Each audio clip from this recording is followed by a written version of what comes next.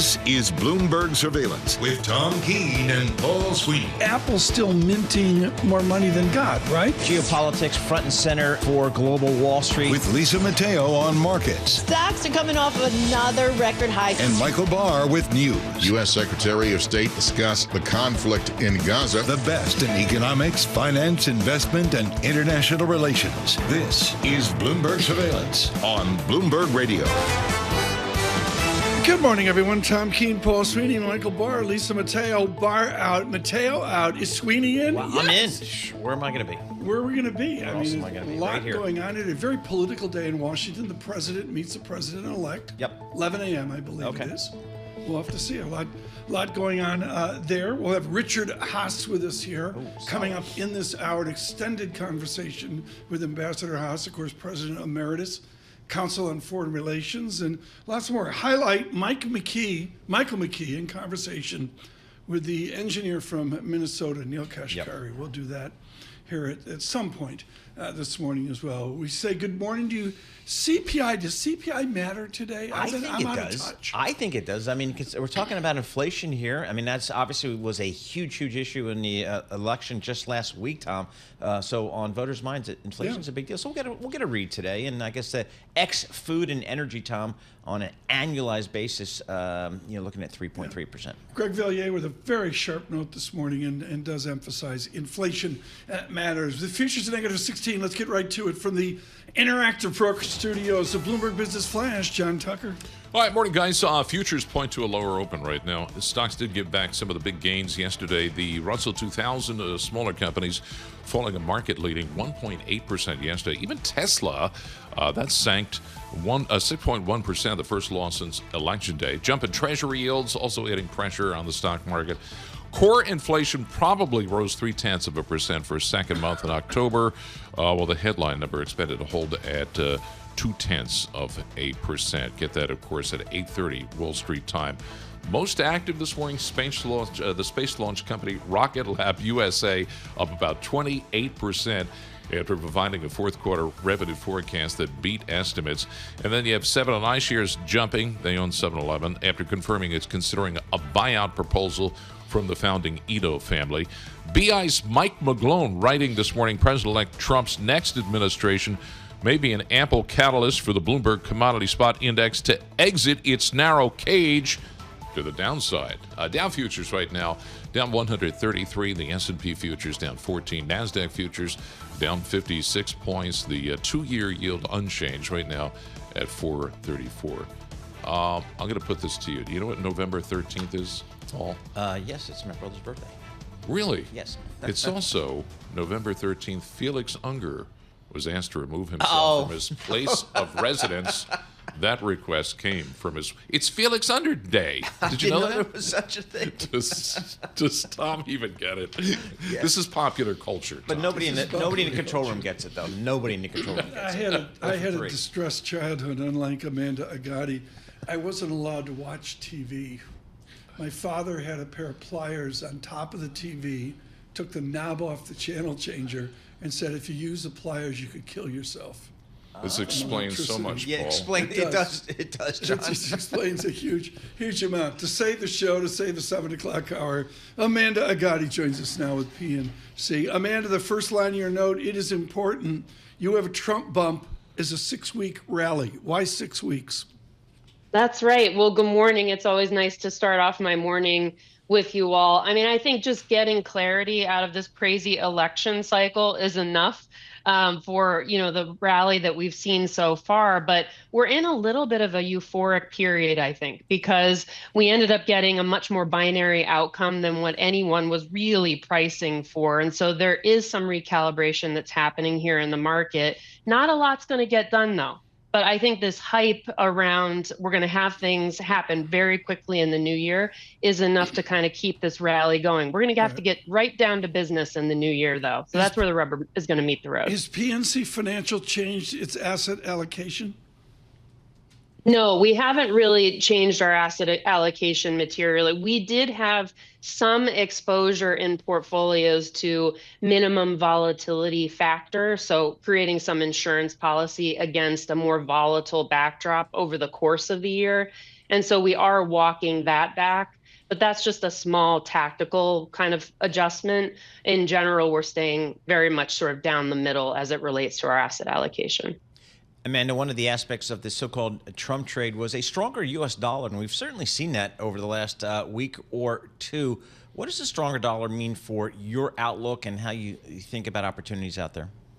Well, I think if you look at some sectors and industries, historically speaking, stronger dollar is not great for staples, housing stocks, utilities, materials. So I think if you want to get granular about sectors and industries, I think you need to be a little bit selective there. But I think really what's going on here in terms of the strength of the dollar is very much anticipation of what policy may come around tariffs. And so I think that's really the bigger story here. It's not so much what's happening in sort of U.S. domestic equities. It's more a reflection of what's to come. Our Federal Reserve, they've been pretty consistent here, trying to bring rates down here. How do you think they perform? What do you think they do over the next several meetings at your Federal Reserve? Well, I think it's been pretty easy, actually, for them to take this first 75 basis points in total, these two cuts that we've had. It's really a function of just recalibrating to where financial conditions have already eased to. They're still in a net tight, I think, position. So, our view is that they could take another step to cut policy in December and still not move the needle too materially. But I think the path in 2025 is going to be a lot tougher for the Fed. The challenge is going to be certainly what fiscal policies come into the equation here.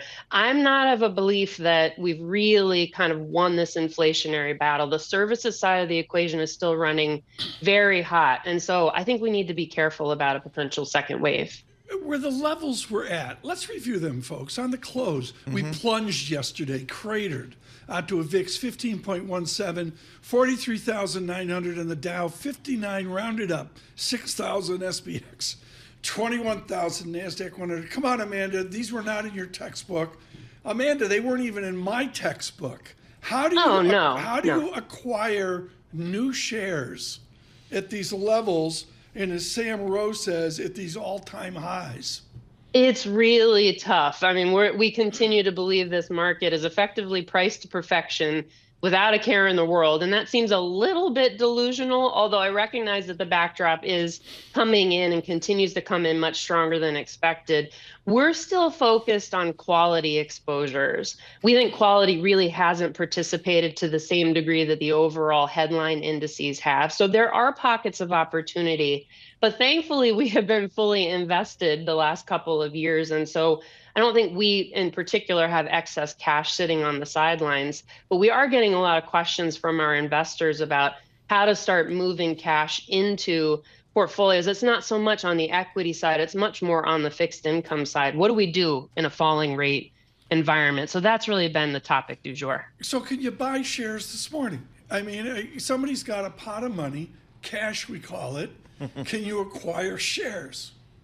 I think you can acquire shares, but I think you need to pick your spots very carefully because it's still not clear who the big winners and losers are going to be as it relates to the new administration and the policies that are coming in. So I'm still focused on pretty broad-based exposure. I'm not expecting a lot of news out of the CPI report today. I think it's more noise. So you could buy the dip here, but let's be honest, this isn't really much of a dip. I call this about a flat market, even though I recognize the numbers suggest we're down. It's really a flat market. Okay, Paul, I hate to interrupt here, but it's too important. Amanda, at PNC Park, the most beautiful park in baseball, do you want to sit on the first base side or the third base side? Oh my gosh. Well, as not a particularly strong baseball fan, I'm going to go first base side. But you might debate that. It's downriver. Exactly. I don't even know which river's going by. There's three of them there. Like I know at Candlestick Park. Sorry, folks, I still call it Candlestick Park. It's San Francisco Bay out there. Yep. I don't know what river's out there. There's three of them in Pittsburgh. I don't know how they keep on in the Monongahela. There really isn't a bad seat in the place. How about that? I'll plead the fifth and say that. Thank you. You should see the PNC tickets at PNC Park. Amanda Gotti, thanks for that. Really look forward to Pirates baseball. Hot stove league discussion. It's not cold yet. How can you have hot stove? Got a little chilly this morning Chilly. down the shore. We'll have to see. With our news in Washington, Amy Morris. All right, thank you, Paul. Tom, sorry about that. President-elect Trump You can go with is John. announcing his... Yeah, here we go. Is announcing his picks for his cabinet. Today's meeting at the White House with President Biden is just a few hours away. Trump announced Elon Musk and Vivek Ramaswamy will lead a new Department of Government Efficiency, and he tapped Fox News host Pete Hegseth as Secretary of Defense and his former Director of National Intelligence, John Ratcliffe, to lead the CIA. Republican senators are gathering behind closed doors today. They're trying to decide who will replace longtime Senate leader Mitch McConnell and then lead their new majority next year. South Dakota's John Thune, John Cornyn of Texas, and Florida's Rick Scott have been scrambling to win the most votes in the secret ballot election. It will be the first test of Trump's relationship with Congress. Outgoing Secretary of State Antony Blinken is meeting with NATO allies in Brussels. The secretary indicated the Biden administration is not slowing down in its last couple of months in office in strengthening the alliance and Ukraine. It's so critical to the security of the United States, the security of countries throughout Europe. And we will do that. And as well, to continue to shore up everything we're doing for Ukraine to make sure that it can effectively defend itself against this Russian aggression. Secretary of State Blinken also says the Biden administration is committed to ensuring every dollar at their disposal is pushed to Ukraine before Trump takes office. World and business leaders gathered at COP29 in Azerbaijan to share their views on the future of global climate policy with the incoming Trump administration. ExxonMobil CEO Darren Woods. We don't set our business plans based on the political agendas or who's in the White House or what party's in control. As the summit gets underway, the primary focus is establishing rules for a global carbon market to help countries meet their emissions targets. The climate change conference runs through November 22nd. Global news 24 hours a day and whenever you want it with Bloomberg News Now. I'm Amy Morris, and this is Bloomberg. Tom, Paul, and John. Amy, thanks so much. Whoa, surveillance correction. Ken says that YouTube live chat it helps. Okay. Amanda Gotti works out of Philadelphia. She does. She was being polite. Oh, okay. So, I can't keep track of where A good ballpark is. there. They got a good new ballpark What's there. What's Mr. Trump, President-elect Trump, mean for Hollywood? I don't know. I mean, Hollywood leans generally, as we all know, a little bit towards the left there, so generally not aligned. But I don't think too much there. The bigger issue for stocks are up. Yeah, well, the things for global Hollywood are just simply, how do I generate real profits out of this streaming business? And it's still up in the air, Tom. Netflix, we know it can be done. You look at Netflix and the profitability there. Disney is now profitable in its streaming business, but that's about it. And everybody else is trying to figure out how to make money in the streaming business. I saw while I was gone, Amazon look at Netflix. Are you kidding me? I know. Yep, exactly. You told me to buy it in 2022. Yeah, where were you? But we'll Amazon see. got rid of Freevee, which I never understood. I didn't know what that was. Free TV. I don't know. But I think what everybody's really chasing is you look at Netflix and they've got EBITDA margins of near 30%.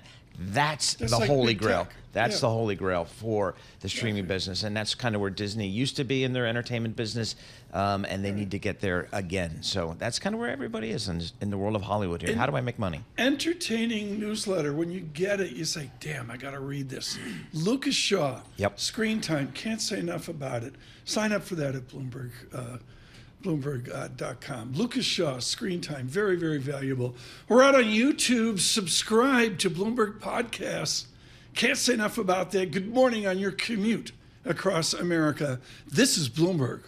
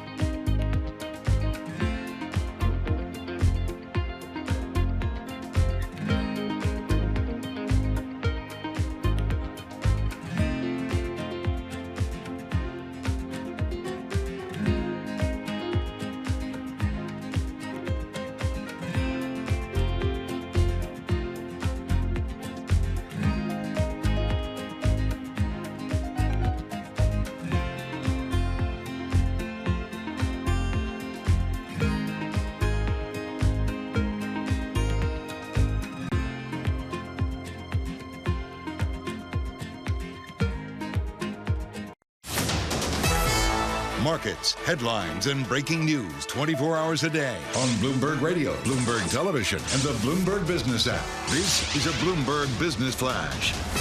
And I'm John Tucker in the Bloomberg Newsroom with this Bloomberg Business Flash being brought to you by BNY. BNY's expertise and insights can help clients achieve their ambitions. Visit BNY.com.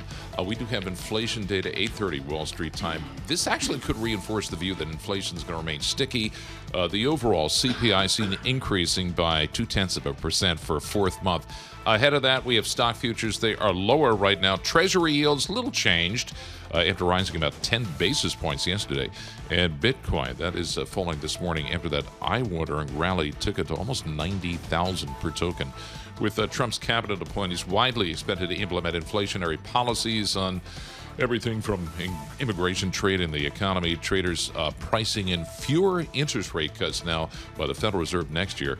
Traders pricing in about 2 rate cuts through June compared with almost 4 seen at the start of just last week. Among some of the individual movers, Spotify rising over 6%. The audio streaming company reporting third quarter results that beat expectations. Dow futures down 130. S&P futures down 13. The NASDAQ futures right now 55 points lower. We check the markets for you all day long right here on Bloomberg Radio. I'm John Tucker, and that is your Bloomberg Business Flash. Paul and Tom. John Tucker, thanks so much. Later, Michael McKee with Neil Kashkari of the Minnesota Fed, our second most important conversation of the day. Right now, for the next half hour, your most important conversation of the day. Richard Haas, Ambassador Haas, serving both parties.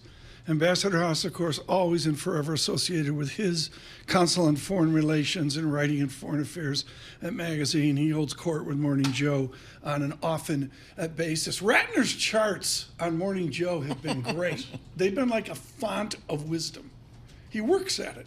He works at it. They're also a font of accurate information. And the fact that it stands out is kind of depressing. This is, I can't say, thank you so much for attending today. I want to go to Lloyd Austin, Foreign Affairs magazine. The price of principle is dwarfed by the cost of capitulation in Ukraine. I guess we have a new Secretary of Defense and the apparatus around it. Can anybody that you see there based on Trump loyalty work at the level of a 4-star general? Well, let's just take a step back. When you read Secretary Austin's article, he never quite defines what capitulation in Ukraine is. So I was not overwhelmed with the piece. Does capitulation in Ukraine mean anything less than Ukraine regaining its 1991 borders is capitulation? If that's the case, we are unavoidably capitulating because there's zero chance Ukraine's going to be able to achieve that militarily. So we feel, first of all, we got to define what's our definition of success there? What's a reasonable outcome? And clearly we're going to have to move to the negotiating table because we can't get there simply on the battlefield. Will Europe join us at the negotiation table? How lonely is President-elect Trump in get out of Ukraine? Well, again, I wouldn't necessarily say it's get out of Ukraine. At the negotiating table will be Ukraine and Russia. The question is, what is U.S. and European policy in the background? Are we prepared to continue to support Ukraine enough so the Russians will see incentive to compromise? The Russians have to feel the pain of this war. Unless they do, they won't compromise. So what has changed for Russia and Ukraine in the last week with this election? Has anything materially changed? It's a good question. I don't have the answer to it. I mean, you can see the direction of a lot of the appointments on China, and we can talk about that. Secondarily, probably on the Middle East, less clear on Ukraine. Because if you look at what, say, Marco Rubio is going to be Secretary of State or the new National Security Advisor, they have been critical most recently of armed support for Ukraine, but they're not necessarily, let's throw Ukraine under the bus. There's a big gray area in between that. So I understand why everybody's uneasy. But again, I think a lot of it's going to depend upon what sort of a negotiated outcome will President-elect Trump support when he's President Trump. How much is in our hands, the U.S. hands, versus Ukraine and Russia in terms of making the next step to maybe getting to a negotiation? Do we have any real influence in pushing that forward? Absolutely. We need to be sufficiently supportive of Ukraine so Putin begins to question his assumption that time's on his side. He can just wait out the United States and the West.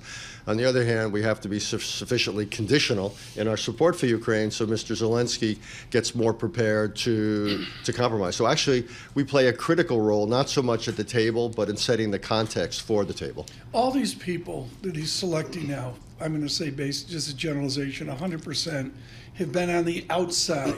You have experience in this. When you walk through the door of 1600 Pennsylvania Avenue, when you walk through the door of the Pentagon, how do you change? How does your message, how does your thinking change?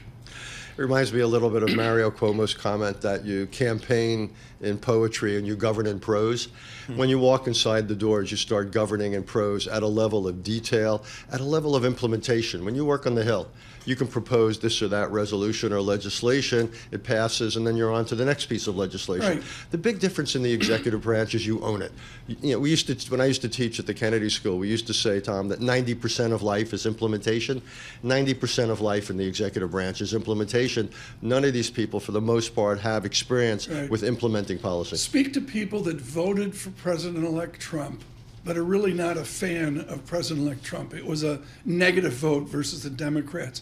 Speak to those people about how you perceive this will amend from January to February to July of next year. Not sure what you're asking me, sorry. The people, the behavior, the enthusiasm that's real now, how will they amend the summer of next year? Well, again, it's going to be more sobering because what they're going to find out, whether it's on, say, immigration policy, it's one thing to talk about mass deportations. It's something else actually to bring it about. You've got to find people. You've got to then presumably arrest people. If you want to deport people, you've got to get through legal challenges. You then have to find host countries willing to take them. You've got to deal with the physical and economic disruptions of it. And every conversation we can have, again, right now we have sort of positions that have been staked out. Actually making them policies, translating into policies is going to be difficult.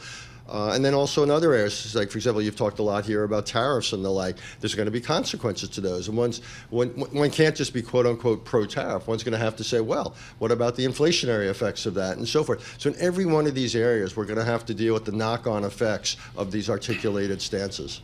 What do you make of just the cabinet picks that we've seen this week from the president-elect? What's your takeaway? It's a mixed bag. I thought I was somewhat reassured by Senator Rubio and the fact, not quite a cabinet position, National Security Advisor. Mr. Waltz. Mr. Waltz, yeah, he's worked in the executive branch, he's worked in the Pentagon, so he has the most experience. Vita said the same thing. He has the most experience of anybody there. They're both internationalists. Both very tough on China, though exactly what that translates into being in policy is not clear. But I basically felt that was fine. Much less comfortable with the choice for intelligence and, above all, for Secretary of Defense. Again, this is somebody without any governing experience. The Pentagon's one of the biggest, if not the biggest, management job in the government. And to put someone in that seat who doesn't have experience, to me, is eye-watering.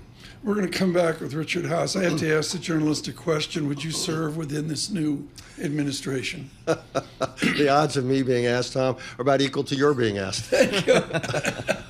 Richard Haas, speaking the truth. We will come back with Ambassador Haas here. So much to talk about. Just 8 ways to go here in a 3-hour conversation. Futures -9. Sweeney and I are waiting for the inflation report. Sort of a non-event, like everybody's sort of tightly bundled. No, it's we've been all about politics for the last 7-8 days, and here are some CPI data today, Tom, PPI tomorrow, and then retail sales on Friday. See how the consumer's doing. Somebody asked me 2 days ago. They said, "So what are you watching?" And I said, "I'm watching unemployment." I think there's just this assumption. Neil Dutta has my attention. The optimist Neil Dutta's come in a little bit. Yeah. He's like, there's some concern there about, was the last unemployment statistic all about 2 hurricanes or not? Right, and I think, we've seen the jobless claims came in line with expectations, but the 4.1% unemployment is historically low. We know that, but some of the recent trends are concerning for some people in terms of where this employment picture is going. Oil, wow. You got to look at American oil, $68.21 a barrel. Maybe that's off of a lessening demand. Gold reverses, no other way to put it, up $11 right now 26.16 on the sharp reversal, lower gold And prices. Tom, your Bitcoin rated 88,000. I thought you did. I mean, Ambassador Haas told me to buy Bitcoin years ago. And There it is. What did you do there? Good morning, Michael McGlone, Miami. Genius. On YouTube, stay with us. Good morning.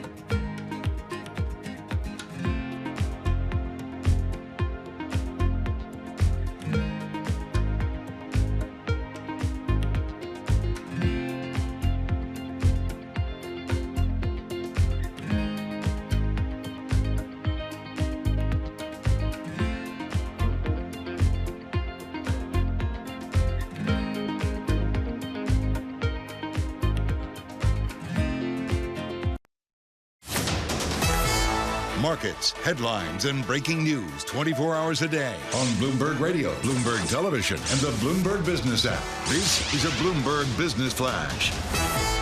And I'm John Tucker in the Bloomberg Newsroom with this Bloomberg Business Flash. Of course, investors awaiting the inflation data this morning. There are concerns that President-elect Trump's proposed America First policies will reignite price growth. The CPI out at 8:30 Wall Street time. The bond market seems to be pricing in higher inflation, which could continue pushing the entire long end of the curve higher. Citigroup Chief Executive Officer Jane Fraser says that clients who've been waiting on the sidelines to do deals are focused on moving forward with M&A. Fraser speaking to Bloomberg's Shanali Bassick. I think there's a lot of pent-up demand, but at the same time, I see particularly in the States, which is the majority of the M&A activity at the moment, and is likely to be that way. It is game on. The clients are on the front foot in the States. Game on for M&A. Citigroup CEO Jane Fraser. Mortgage rates continue to rise. Contract rate on the 30-year fixed rising 5 basis points, 6.86% in the week ended November 8th. So that's the highest since July. Dow futures right now down 95. S&P E-mini futures down 9. The NASDAQ futures 38 points lower. Let's do oil real quick. Brent is 71.97, up slightly. NYMEX crude still below 70, 68.20 a barrel.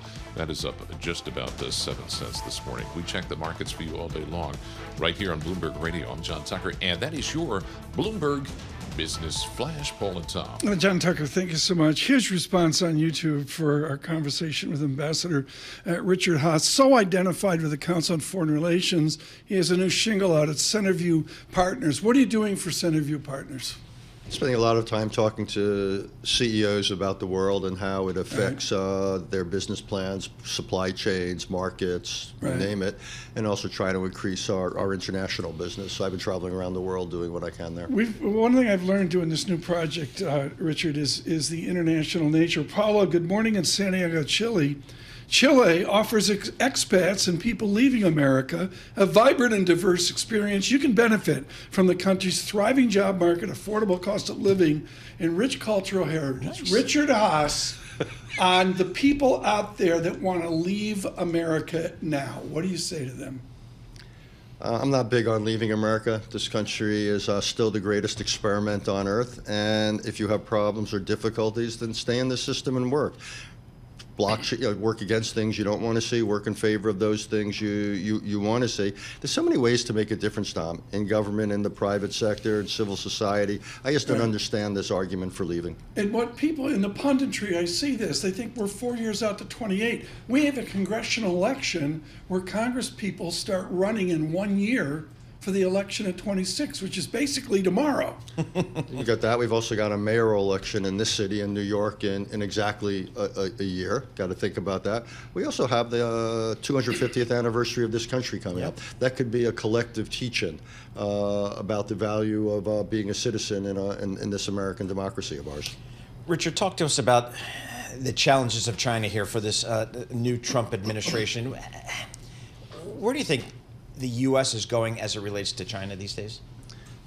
What's clear to me is the direction, in the sense that we are going to become tougher, particularly on the economic side. I think that's clear. And by the way, that had already happened under the Biden administration, which continued the previous Trump administration. Right. I think there the arrows are pretty clear. The biggest question I have is, to what extent are we prepared to resist China geopolitically? If China does something, for example, against the Philippines in the South China Sea, which has the potential to be the first foreign policy crisis for this administration, if China ultimately puts greater pressure on Taiwan, what tools is this administration willing to bring to bear? Would it just be economic tools, tariffs and sanctions, or would they be prepared to bring military tools to bear? I think that's a big, big question. The heart of your book, The Bill of Obligations, the 10 Habits of Good Citizens, is our checks and balances. You mentioned earlier, Ambassador, that there's going to be action by the new administration and there'll be legal pushback. How will that unfold? Well, Tom, you raise a big question there. For the first time in modern memory, we've become effectively a parliamentary system. You've got one party, indeed one individual, with the lion's share of control, the White House, the Senate, the House, and Supreme Court that tilts that way. So we no longer really have checks and balances to a significant degree at the federal level. So the real question is, how does this president, how does this administration comport itself? Does it respect any limits? Yes, they won the election, but 49% of America voted against them. And the real question is, does our system work with this degree of concentration of power? And what makes me a little bit uneasy, Tom, is we're beginning to see some, how would I call it, extra institutional things. For example, this potential board of military people to look at the political orientation of the generals, or what Elon Musk and Vivek are being asked to do. Doge. Possibly also a trade czar position. What's interesting about all these things, you're giving people authority, but they're not really accountable, and that makes me uneasy. Can that be legally opposed? Can someone out there say, I don't like Doge efficiency, whatever it is, I want to sue somebody? We've never been here, right? Right, and traditionally the courts are reluctant to step into what they consider to be political disputes. So I would be surprised. My guess is the president will have a lot of authority to create these positions of authority, potentially also through recess appointments, but beyond the cabinet, beyond positions that have to be confirmed.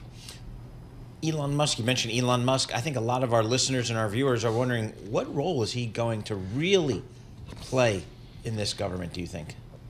Because I understand he's been down in Mar-a-Lago since Election Day. Yeah, it's just when you think you've seen everything, you realize you haven't seen everything. And the idea that he's on this or that phone call and seems to have this brief with no clear borders to it. Again, I think there's real questions about Elon Musk.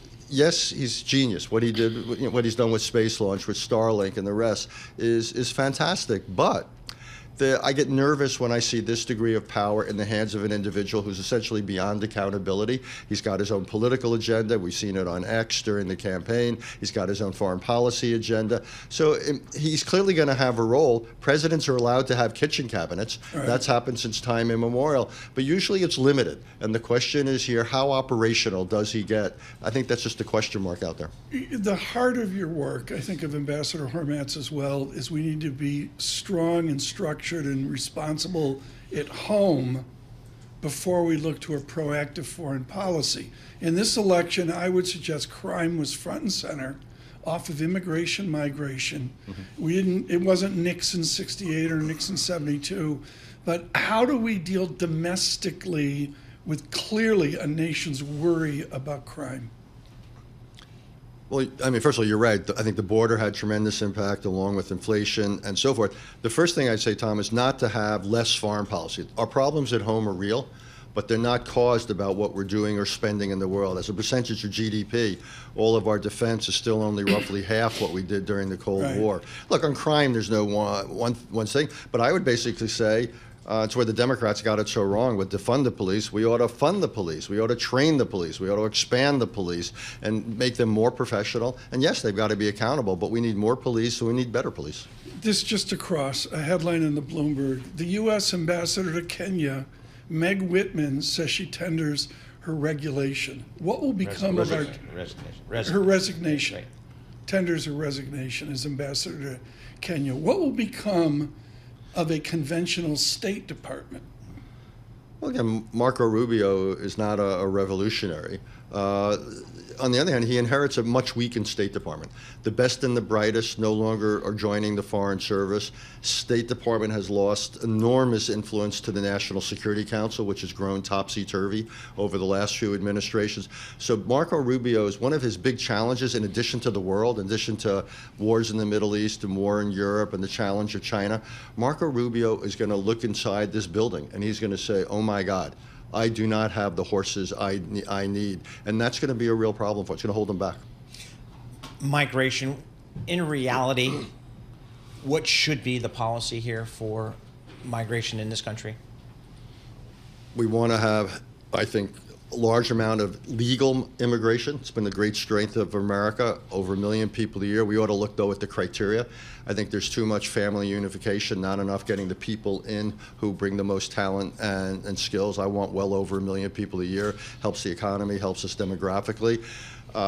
We've got to fix the asylum system. The idea that someone comes in here, says, I'm coming here for asylum, we can't hear their case for 6 or 7 years, is crazy. I think basically we're going to have to reintroduce some version of remain in Mexico or remain outside the United States while you press your asylum case. But basically, immigration is going to take a combination of a good legal program, but tougher border, and we've got to deal with those. We've got to create the capacity to vet the people who want to come here. One final question. What is the tone, the number one question from chief executive officers when you speak at Centerview Partners? I think the biggest question right now is about China. So many of them are one way or another dependent on investment in China, China influenced supply chains.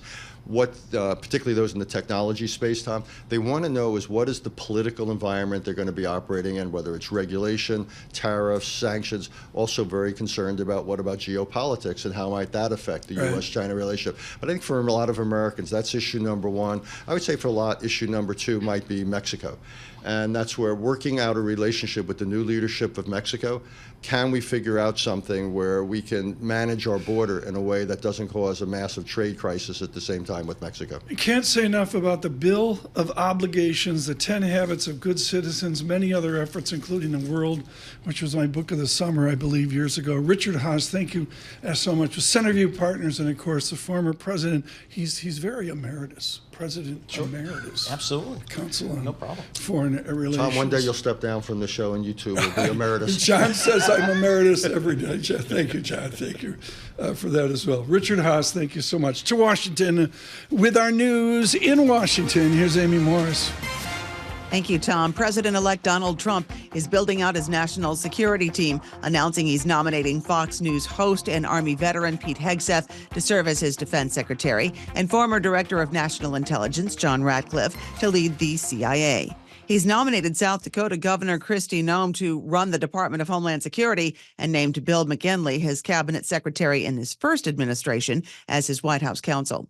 Elon Musk was named, along with former presidential candidate Vivek Ramaswamy, to co-lead the newly created Department of Government Efficiency called DOGE, a nod to a cryptocurrency favored by Musk. In the first test of President-elect Trump's relationship with Congress, Republican senators today will be gathering behind closed doors to decide who will replace longtime Senate leader Mitch McConnell and lead the new majority next year. South Dakota's John Thune, John Cornyn of Texas, and Florida's Rick Scott have all been scrambling to win the most votes in the secret ballot election while trying to curry favor with the incoming president. The Biden administration has decided not to cut off weapons to Israel, despite the country not meeting the 30-day deadline to provide more humanitarian aid to the Gaza Strip. Pentagon spokesman Major General Pat Ryder says the U.S. assessment is that Israel has taken steps to make some improvements. We believe that Israel has taken steps to address some of the measures that were laid out in that letter.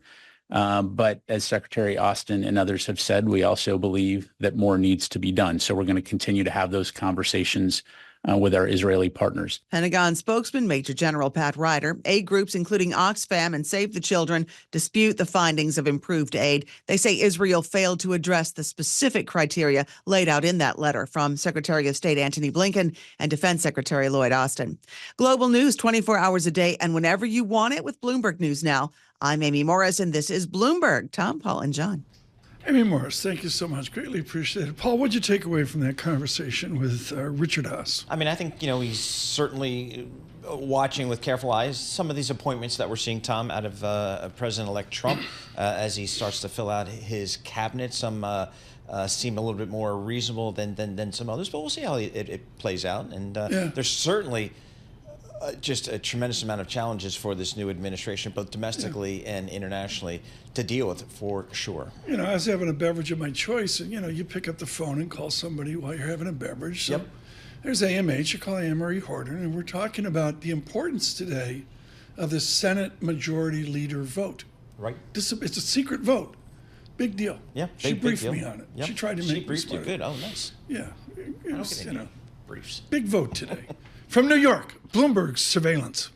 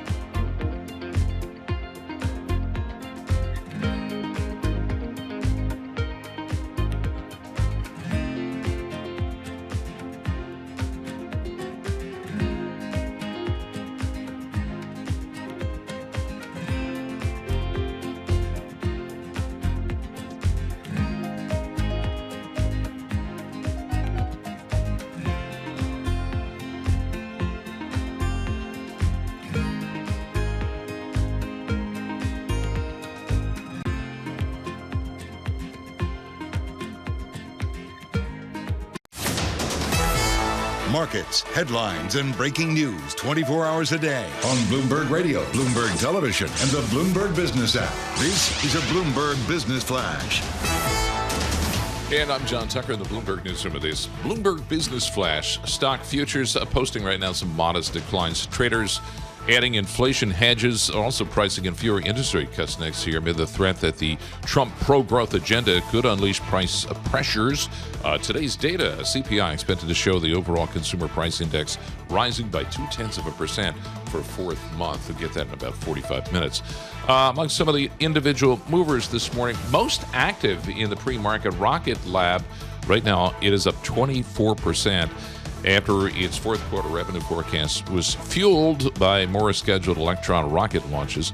Zoom Infotechnology shares, they've been hit by a disappointing revenue forecast. And then you have shares of Spirit Airlines, they're sliding. We reported the ultra-low-cost carrier closing in on a deal with creditors that could restructure its debt load in bankruptcy court. Right now, the Dow futures down 127 points. That's a decline of about 0.3%. The S&P E-mini futures 14 points lower. That's down 0.25%. And the Nasdaq futures down 65 points. That's a decline of 0.3%. Two-year yield right now 4.34. That's unchanged. Also, the 10-year unchanged 4.42. We'll call it. And we check the markets for you all day long right here on Bloomberg Radio.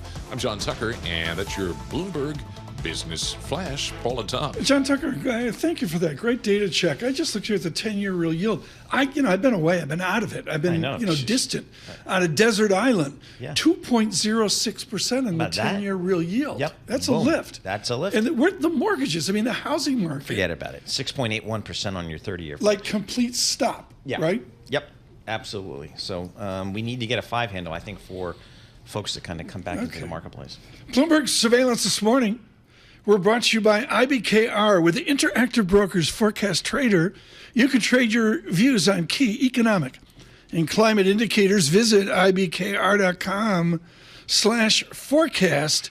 Get started today. ibkr.com/forecast. Thank you, Interactive Brokers. Huge support for us. Really, really appreciate this. This is what the show's about, folks. When we invented this decades ago, Nixon was president. when we invented this, it was like, how do we go from Ambassador Haas to Ambassador Giroux? Yeah. I mean, that's the way it is. Greg Giroux joins us right now. Definitive on the granularity of political America. To say he's a senior reporter barely describes his work with Bloomberg government. Greg Giroux, open question. What's the most important factoid you've pulled out of this election of November 5th? Oh, wow. That's a big one right there. I think just how extraordinarily tight the margins are. I mean, we obviously had a shift in the Senate and a shift in the White House, but it looks like the House is going to wind up almost exactly where it was before, roughly a Republican majority with maybe a 4 or 5 seat edge. And I mean, it's like my favorite philosopher said, Yogi Berra, deja vu all over again. We'll be back at this in 2026 with a very tight margin, a very pitched battle for control of the House yet again. Right. The Senate maybe would have reach, but the House winding up where it is, that was really interesting. Your interpretation, there's 3 names involved, 3 names, Greg, involved in Senate majority, but the distinction between Scott of Florida and Thune of the Dakotas, what will that mean for the president-elect? Well, Rick Scott is certainly running as the candidate most allied with Donald Trump, and I think a lot of the allies of the president, especially those active on social media, are actively pushing his candidacy. I think they all see eye to eye on major policy. I think it's kind of whatever differences they have are probably more stylistic and maybe are distinctions without much of a difference. But it's a secret ballot, and that's the trick here with these leadership elections. And as a former member of Congress told me, the only vote you can count on is someone who looks you straight in the eye and says they're not going to vote for you. Because people will promise their votes to multiple candidates that might be coy about who they're voting for. And Greg, help our listeners and our viewers understand just to what extent this, in fact, was a red sweep of the houses of Congress. Yeah, I mean, it was I think clearly a red win, a Republican win. It was still a narrow election. Donald Trump is going to win the popular vote by about 2 percentage points. He may fall below a majority of the popular vote when all is said and done. The House is pretty much going to be status quo. I think, right now it's 221 to 214. I think we may have almost exactly that same majority when all is said and done.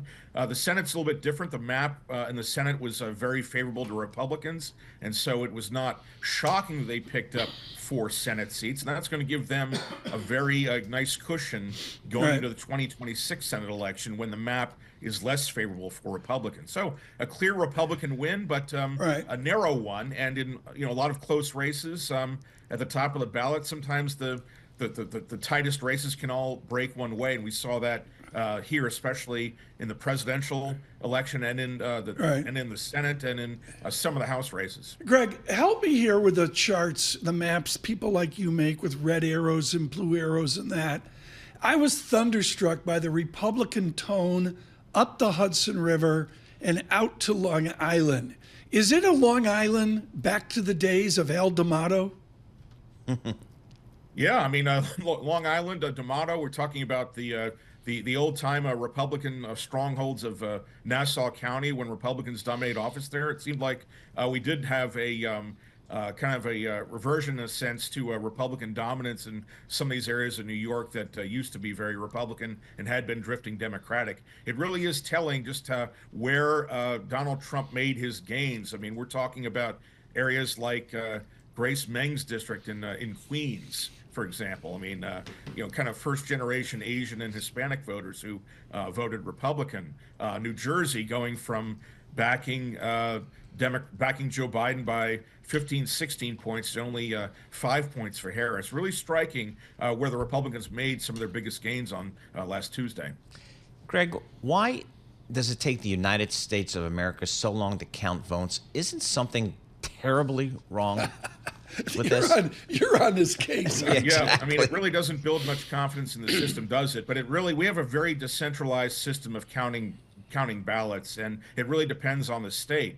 You have states like Florida where so many votes are cast early, and there are very limited options for voting on election day or things like that, and they count their votes very quickly. But California, wherever talking over 10 million registered voters, it's a vote by mail state. You are allowed to have your ballot received in a California elections office up to 7 days after the election, so long as it's postmarked by election day. It just takes a long time to count.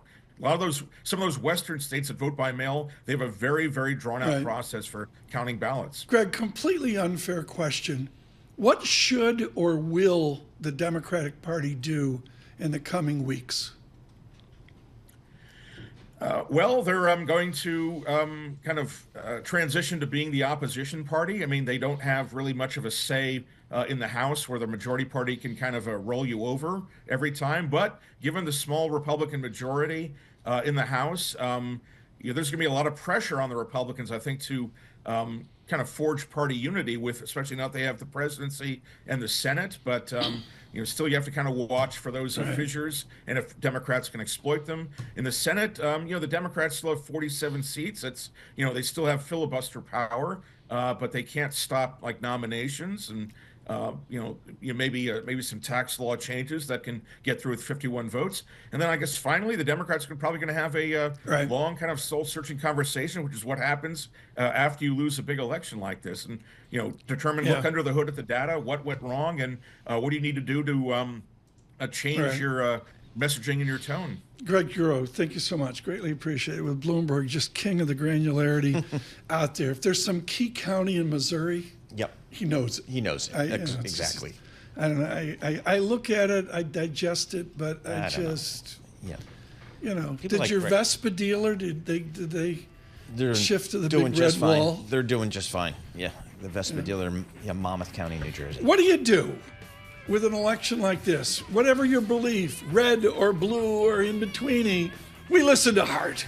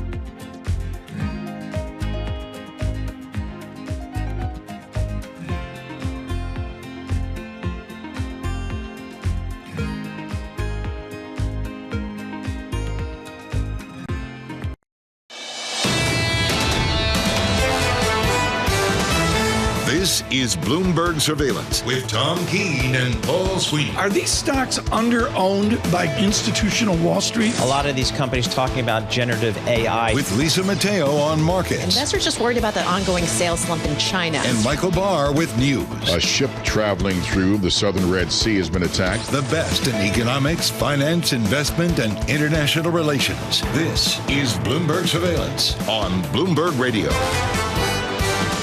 Good morning, everyone. Paul Sweeney, Tom Keene, Michael Barr, Lisa Mateo, Sweeney, and the other two out. I can barely keep score. John Tucker will be with us in a moment. Amy Morris in Washington holding down the incredible news flow, the political news flow of the last couple of days. Of course, today, Biden meets Trump.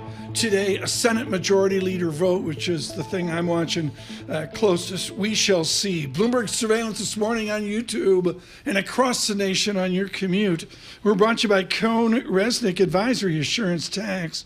Is your business future ready? Talk to Cone Resnick's digital advisory team about strategies and platforms to drive competitive advantage. Paul, in this hour, Michael McKee with Neil Kashkari of Minnesota. All right, we're going to bring that simulcast to you. Bloomberg Radio and Television, Tom here. Neil Kashkari, Minneapolis Fed governor.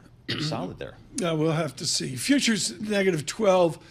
Dow futures negative. Everything's red on the screen. It's over.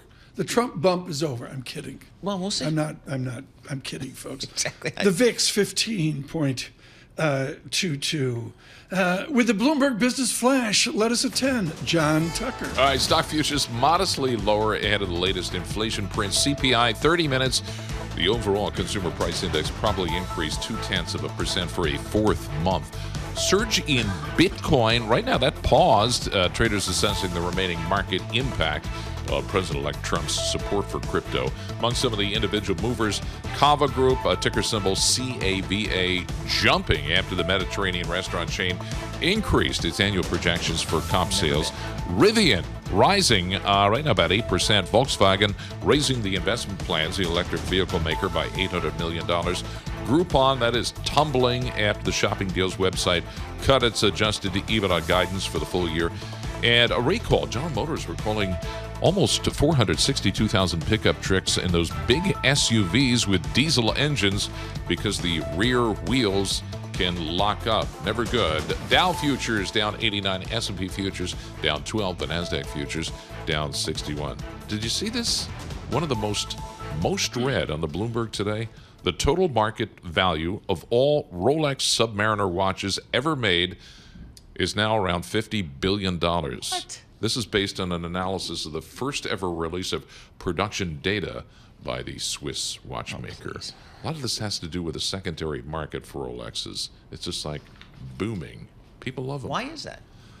Because they're great. They are great. I mean, they're masterpieces, I would say, in my humble opinion. Works of art. I thought long and hard about them back in the day, but I just couldn't find the value there. The value proposition just wasn't there for me for the Rolex. So you would look cool with one. Oh, I look cool with the Are they cutting it? Is the iWatch cutting into sales of fancy Swiss watches? Apparently not. I mean, Okay. so. Yeah.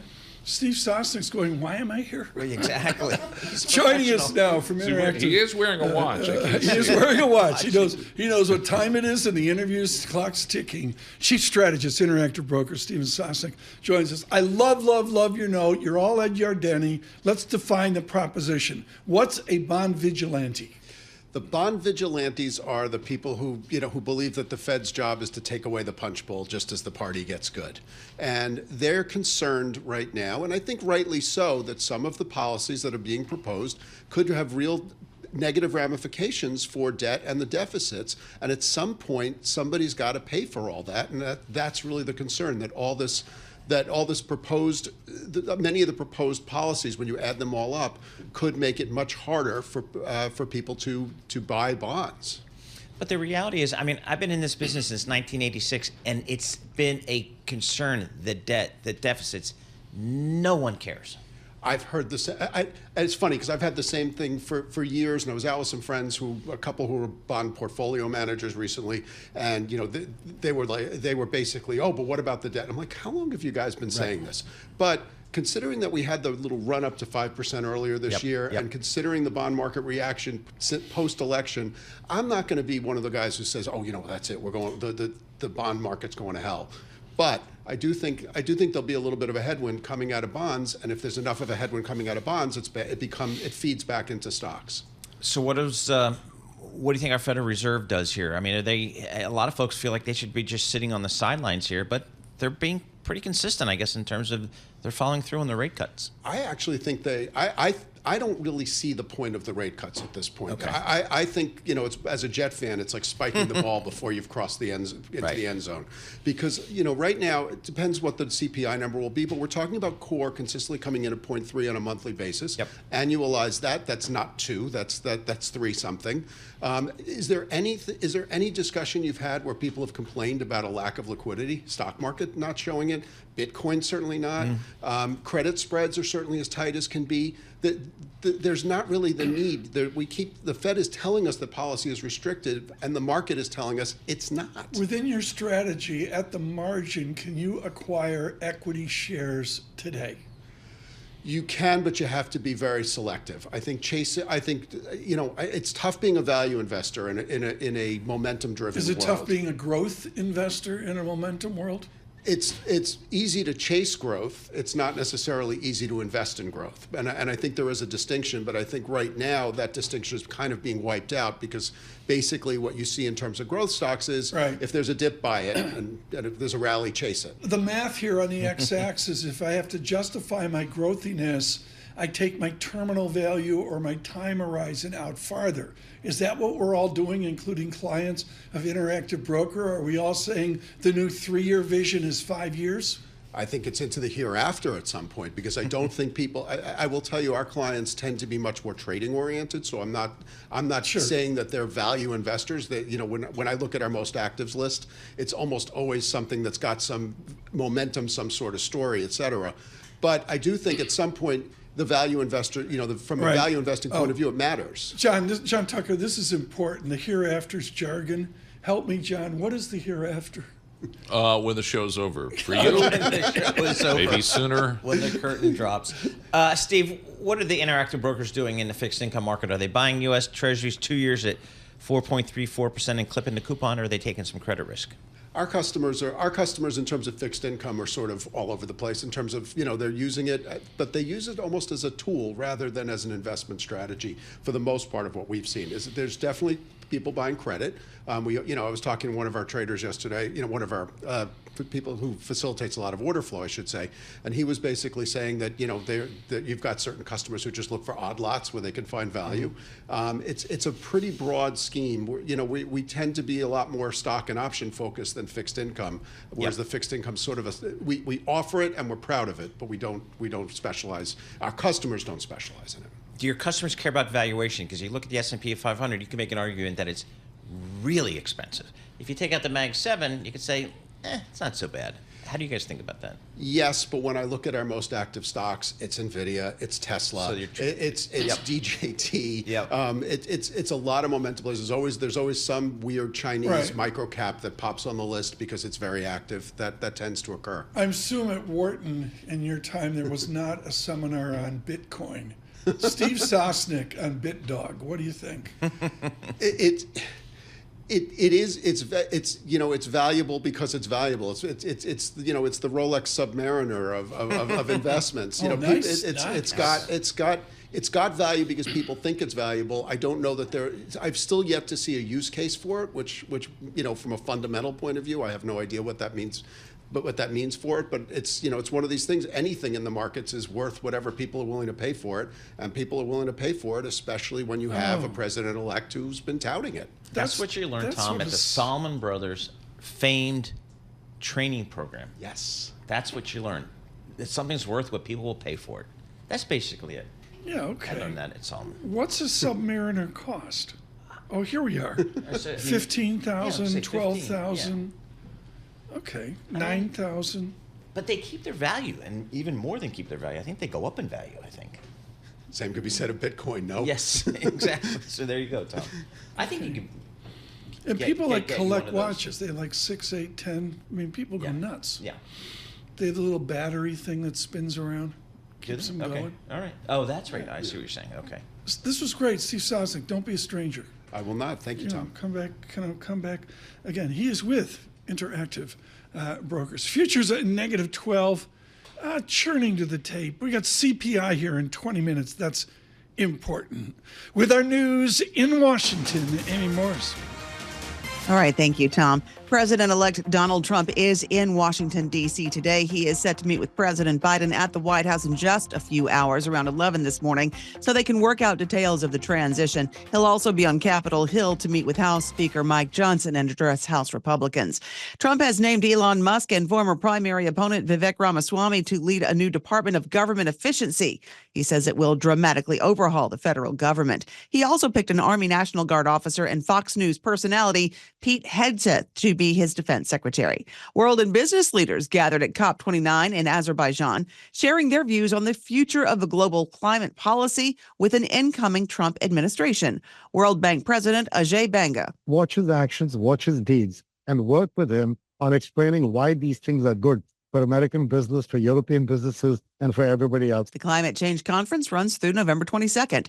Senator Elizabeth Warren of Massachusetts is set to become the top Democrat on the Banking Committee. It is a prominent position for a top critic of Federal Reserve Chair Jay Powell, America's biggest banks, and the crypto industry. She succeeds Senator Sherrod Brown of Ohio after he lost re-election last week. Republican senators, meanwhile, gathering behind closed doors today to decide who will replace longtime Senate Leader Mitch McConnell and lead the new majority next year. South Dakota's John Thune, John Cornyn of Texas, and Florida's Rick Scott have been scrambling to win the most votes in the secret ballot election. It will be the first test of Trump's relationship with Congress. And Republicans are on the brink of clinching control of the U.S. House, needing to win just 2 of the chamber's 16 remaining uncalled races a week after Election Day. Parties need 218 seats to control the House. Republicans have 216 to Democrats' 207. Global news 24 hours a day and whenever you want it with Bloomberg News Now. I'm Amy Morris, and this is Bloomberg. Tom, Paul, and John. Oh, thanks so much. Greatly appreciate it. It's that time of year, folks. The tree is up in Rockefeller Center. Yep. Steve Sosnick says they're gearing up at Bloomingdale's with this or this. It's not Campbell Harvey at Duke Fuqua. He's wonderful. Huge response. Yep. There's a new Campbell in town. Tell me about the Frosh Duke men's basketball. Yeah, this Bragg kid. I mean, this Flag kid. He's coming on, and he's kind of the highest touted freshman I can remember. Like in the country. Yeah, in the country. So anyway, he's very good. We got a Flag. bunch of, Excuse me. Cooper Flag. They got beat by Kentucky last night, so the kid's got to work and get better. But anyway, there's a lot of talent there to Duke this year. Huge talent, 6'9". huge expectations.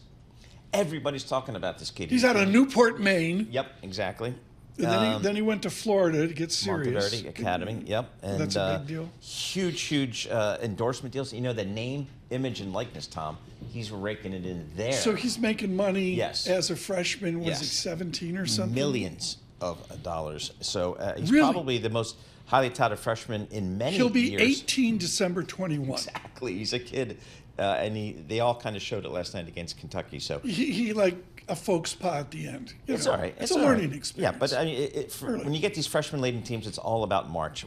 What do they do when it comes to March? Tell me that they're staying longer. No, they're not leaving after 2 years. They're leaving after not even 1 year. So you think Cooper will be around for 1 year? Oh, yeah, and they won't. Yeah, okay. Exactly. 1 year at best. I have to do this, folks. It's page 42 of Sweeney's agreement. Sure. Duke basketball. Bloomberg surveillance.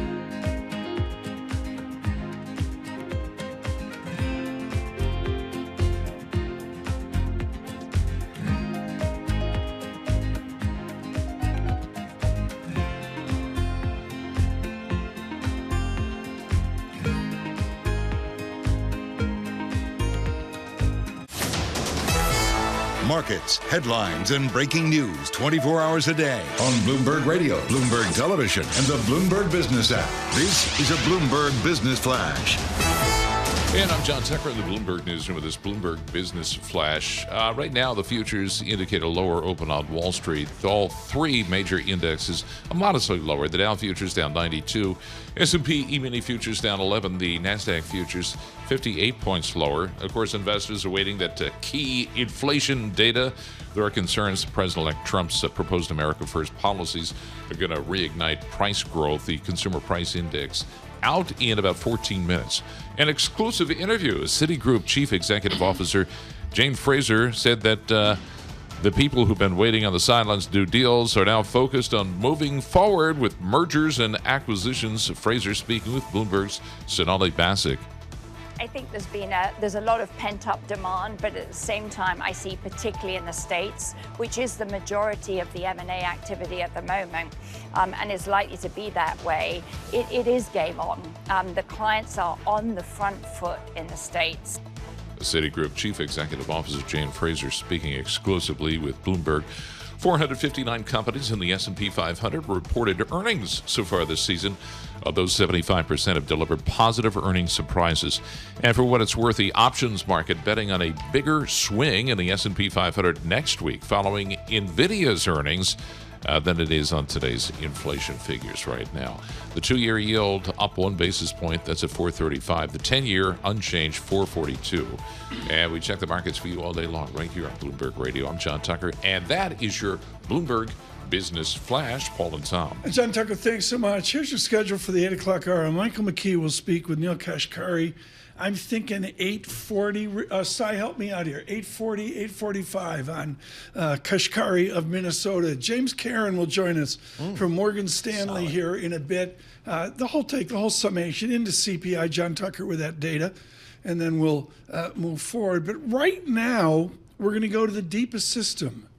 The litmus paper of the global system is the foreign exchange market and its strong dollar. I got DXY 104, 105 out to a 106-ish. I got yen 155.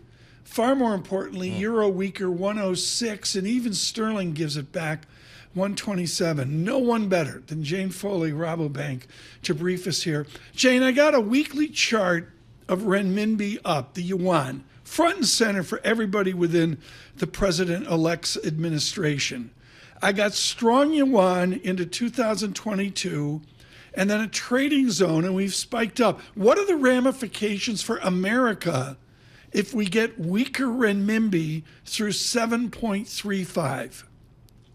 Well, of course, if you look at the Chinese economy, we've been talking about it for a long time. It is very weak. And so the very simple dynamics is that if you've got a weak economy, well, generally you want a weaker exchange rate in order to, push your exports. And also if you've got weak inflation, which they have too, then a weak currency is probably what you want. It's no threat to price pressures. But there is the political aspect there. You know, we've known for a long time that the Chinese authorities don't really like to be seen to have a weaker currency. It can have political, reputational connotations. And actually, the fixing overnight this morning was a little bit stronger than many had expected. Because, if you go by the fundamentals, you think, well, surely they're going to want that weaker exchange rate. But actually, they fixed it a little bit stronger today, perhaps suggesting a little bit of discord with that interpretation. Right. The strong dollar, everything Paul and I have ever studied is the president-elect adores a weak dollar. Is there any history where a president can manage a currency? Well, of course, we have had history. We go back to the 80s and the Plaza Accord. We can go back in time beyond that. But of course, generally speaking, when you do get an accord, it's not just a president deciding something. It's generally a group of countries that have to decide to go and change their policies in that respect. So, if Donald Trump decided he wanted a weaker dollar, are you going to have, the ECB or the Europeans said, oh, yeah, that's fine. We'll have a stronger euro. And I think not. And here lies the problem. I mean, certainly if you look at growth in the US, it's far better than, for instance, in Germany. Many German exporters really could do with a weaker euro. So that's the issue that Trump has. And even if we discard the whole idea of an accord, well, how is he going to manipulate that? Is he going to tell the Fed to cut interest rates? And I'd like to assume that will not happen. Paul, I'm going to suggest it won't be the Plaza Accord. It'll be the Trump-Turnbury-Scotland Accord. Yeah, absolutely. That's where they'll meet. Exactly. Jane, talk to us about the Japanese yen all the way out to 155 and change here. What is the Japanese central bank? What are they thinking about these days? Well, they won't be particularly liking that move. Now, of course, we can go back to the fact that, for policymakers generally, it's often the speed of the move as well as the actual level. They'll be watching that very carefully and hoping, that the market will be getting a little bit anxious, that there could be some intervention. And I think verbal intervention, well, clearly that's generally the first thing that we see. That would come from the Ministry of Finance, who are, of course, in charge of yen policy. And I think that could come relatively soon. I mean, certainly the Japanese economy doesn't want to see another big surge in import prices, which is what we had at the start of the year because of yen strength. So, we are getting towards levels which I think will be, making a lot of people in the Japanese government very uneasy. Is there a bear case for the U.S. dollar these days, Jane? I think it's difficult to see in the near term. I mean, certainly if we all get it wrong on the type of policies that Trump may initiate, well, then yes, there is. And then I think if we look into the year after, so 2026, I think that's where it starts to get a lot murkier. And the reason for that is, the theory suggests that tariffs are bad for growth. And so if we did have tariffs weighing on growth, well, that's a dollar negative story. But even that's a very murky assumption because, we're going to have tit for tat tariffs potentially in other countries, and that could weaken growth elsewhere. And you could say, well, look, the US economy is a fairly closed economy in the first place. Maybe all of these tariffs, particularly if they're tit for tat, are going to have a bigger influence on those more open economies, such as Europe. So it's very complex right now to work out the effect of that. And similarly, it's difficult to work out the risks associated with deficit spending in the US. And at what point, if there is a point, it becomes a bit of a crisis with the bond vigilantes really concerned about that. So somebody calls up Rabobank today and says, Jane, give me a trade for 90 days. Give me a trade for 180 days. What is the Foley opportunity? Well, to be honest, I think you've got to be looking at a strong dollar in that horizon. If you want to look beside the dollar, then you might be looking at things like, a weak euro against maybe the Aussie. The Aussie, of course, is one of the more hawkish, has one of the most hawkish central banks. Its fundamentals are relatively good. But even then, for Australia, there's China risk facing it. Its big exporter is China. So I think that the strong dollar is probably your safest bet. So, Jane, if I wanted to go out there and look for value out there in the marketplace, and I'm willing to take some risk here in the currency markets, where do you think I should be looking here? Well, if you want to take some risk, and you're really looking for value, you perhaps sit on your hands until the start of the year and then start to look at Sweden. That exchange rate is extremely soft. Now, the trigger for when it starts to turn and starts to strengthen will be when the economic numbers start to come in stronger. And you might be waiting perhaps till the beginning of the year, maybe a little bit longer. But when that one goes or when that one turns, it should turn. And I think that will come at some point during the course of next year. It's difficult right now to pinpoint exactly when. But I think, that is a currency that is very undervalued. Jane Foley, thank you so much. The Rabobank here, the dynamics of currency, and again, dollar out. The DXY, the traditional major trading partner index, 104, 105 to two digits, 105.96 right now. That is shocking, to say the least. We're 4 minutes away from an inflation report. John Tucker will give us the data. Through this report, we are thrilled to bring you Jim Caron. He is with Morgan Stanley. Can't say enough about the holistic approach he takes. Jim, I saw today, completely aside from the CPI report, JPL is laying off like 5% of their employees. you actually darkened the door there, right? I was shocked by that. What does that say about science in America? Right. So the Jet Propulsion Lab, thank you, Tom. Always surprised with some of the questions I get. No, but it's a shock. I mean, they're like iconic. Yes, it is iconic. It was viewed as welfare for Caltech students because you could always get a job there. But look, I think science and technology, at least maybe there from what they're doing, it could be a slow period. But let me tell you, it's not going away. Is inflation going away? There seems to be some angst about that. So I'm in the camp that we do have an inflation issue. That doesn't mean that I don't think that inflation's coming down right now, and I think that it is. I just think that we're going to have a hard time keeping it at target levels around 2% for an extended period of time. Therefore, any uptick or failure for inflation to come down materially creates more anxiety for me. And I think that's the way the markets are going to think about it, and certainly that is the way that the Fed is going to react to it as well. So should the Fed sit on the sidelines here? Are they kind of done for the near term, do you think? No, I think the Fed is on a mission to 4% because if you listen to their last policy statements, what they said is that they're lowering interest rates, they're not easing, which means that they still believe that they're very tight right now. Okay. So if anything, they want to get to neutral. Are they very tight?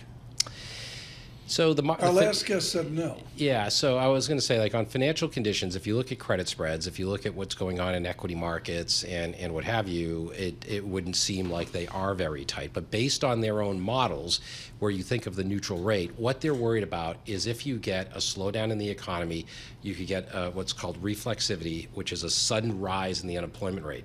So if you don't get rates to the proper levels today, which is around neutral, and if you do get this slowdown in the future, you could get a surprise accelerated rise in the unemployment rate. That's what they're trying to stay in front of right now. Is the Fed restrictive for the America that just voted for Donald Trump? That's a good question. It really depends on who you ask, right? So if you ask, middle to lower class earners in the U.S., they would say that it is because effectively, the price of goods has just gone up, and maybe even the job situation is starting to slow down a little bit, and that we need more help. Mortgage rates are high. But what I think people are missing is that with the Fed lowering interest rates, will it actually lower your mortgage rate, or does that create a yield curve steepener, meaning that the longer term rates that you borrow at may stay elevated because if the Fed cuts rates today, it may send an inflation impulse into the future, and that could bring up those higher term rates that people actually borrow at. So I think there's a lot of misunderstanding around that in terms of just the broad American. Nobody cares about the deficits. Nobody cares about the national debt. Should they? Well, I care about them. I care intensely about them. And I'm not one of these guys that's a deficit hawk that's always been talking about it for his entire career. But I do think that we're at a level right now that is not very good. It can be sustained for a period of time, but the growth rate of the deficit cannot be sustained. So we do have to bring that down. Even if the economy's growing 3, 4, 5% a year?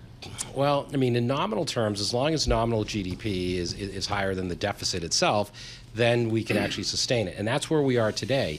The problem is what if we have a shock and we need to have a fiscal response, then we're limited in terms of what we can do. Jim Caron of Morgan Stanley on the little g, the growth rate, which is the be-all and end-all of the debt and the deficit. 45 seconds away from 3, 6, 9 lines of data, make it 8 lines of data that come out here, key on the ECO screen, CPI, various permutations of CPI, and of course hourly and weekly earnings as well. Key for the market, the Sweeney yield right now, 4.35% on the 2-year yield. I look at the 10-year real yield, wow, 2.06% on a 10-year real yield, buttressed up against a higher yield. The CPI report, of course, eagerly anticipated. In 2 days, we get retail sales to carry forward. On your commute across the nation, this is Bloomberg Surveillance. This is breaking news from Bloomberg. And I'm John Tucker in the newsroom with the Consumer Price Index for October. Right on target, it looks at month over month, the CPI coming in at 0.2%.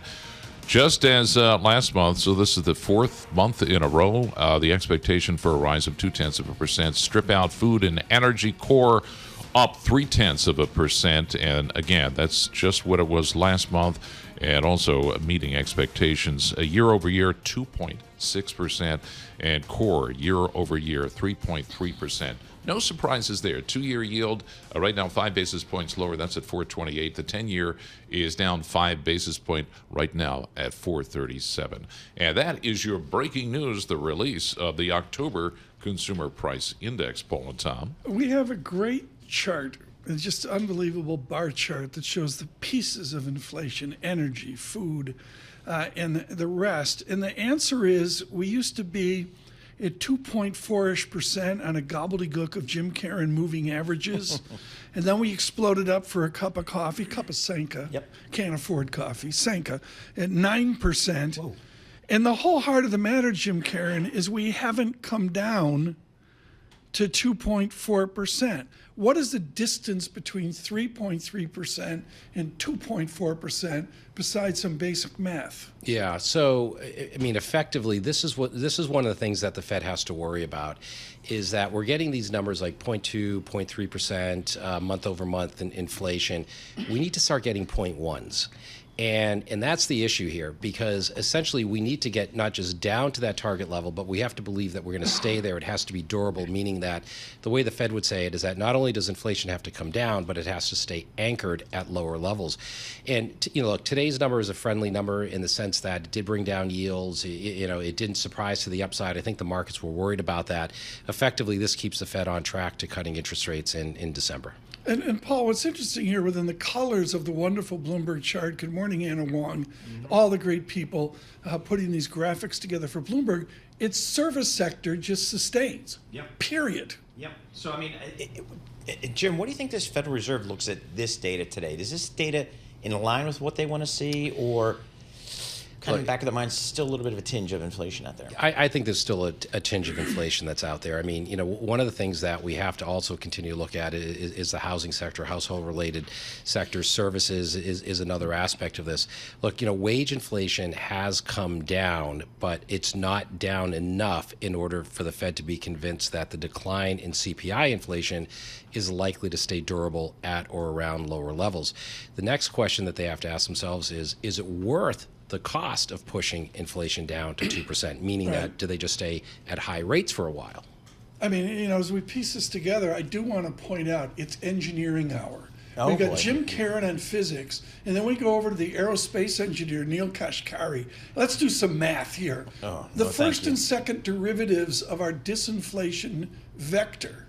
I mean, forget about convexity to disinflation. That's not there. But what do the first and second derivatives look like, Newton? Yeah, so the rate of change and acceleration is what we're talking about in terms of the first and second. S equals VOT plus 1 FGT squared. Nailed it. Yes, okay. So look, they're both pointing in the right direction.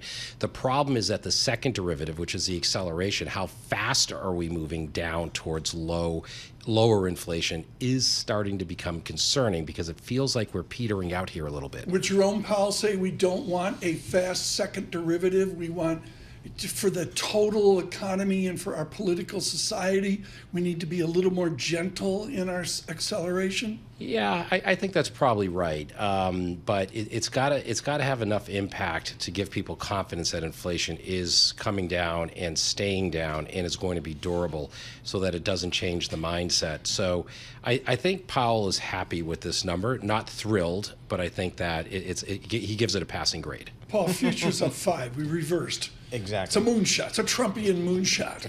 Jim, what are you talking to your clients about in the last 7 days since the election, and kind of where we're going from here? So look, I mean, a lot of things going on right now. People talk about the Trump trade and what have you. I think a lot of this, and I know there's a lot of consumed talk around tariffs. I think the discussion should really be more about deregulation. And I think that's really where the animal spirits live in the broader economy. Now, it's hard to put a fine point on this, but if you think about people being policy, and depending on who Trump appoints to all of these different positions, what you could have is a less regulatory environment. Now, think of all the of fiscal stimulus that's still in the system, the CHIPS Act, the IRA Act, and everything else. If that starts to become deregulated, that money starts to go towards more productive use and could generate a higher multiple, higher earnings, and everything else. So what's happening in the markets today is we're starting to see more of a broadening. So small caps, for example, have actually done really well. Right. Mid caps are doing very, very well. It's the Mag 7 now all of a sudden that's making us a little bit concerned. But you know what? That's a broader market. And the more people participate in it, the more stocks participate in the rally, the better off we are. And that's what we're seeing. How about in the fixed income market here? I mean, where do we go here for opportunity? I know folks tell me the spreads are at all-time tight levels here. Yet my U.S. high yield has been the best performing. I made a lot of money this year. So it has been the best performer. Right. I will give you that. Now, will it be continue to be the best performer going forward? Is another question. I am in the camp that we have a soft landing, which means that I think that default risks stay relatively low. So I do like the lower end of credit. So I do like high yield, but in particular, I like bank loans. I like leveraged credit at this point. The reason is that I'm uncertain as to where the interest rate movements are going to go, and bank loans tend to be a floating rate instrument, so I think that's good. So that's where I wanted to go. Floating fixed. You say it's a floating 2025. At this point, I'm going to say floating, just because I think that the markets have already priced in this terminal rate for Fed funds, which is somewhere around 3.5%. I won't disagree with that too much.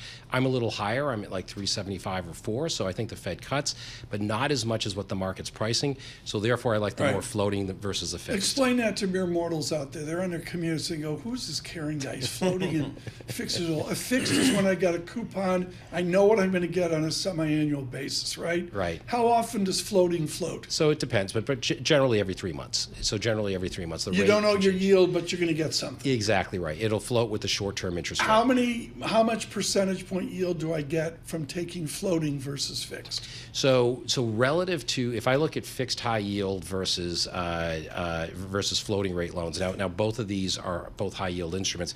You're looking at probably about 150 basis points extra carry. 1.5 percentage points? Yeah, because essentially the curve is relatively flat to inverted, so therefore so you're not getting the extra duration and yield pickup. Yeah, but Paul, people are driving off I-80 right now. I know, exactly.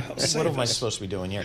All right, so where is just the best value that you see out there? I mean, you're cross asset. That makes me think your remit, you can go anywhere. Right. Where are you going? So a couple places. Let's say on the fixed income theme. For me, non-agency mortgage-backed securities. Non-agency mortgage-backed example securities. Of that would be.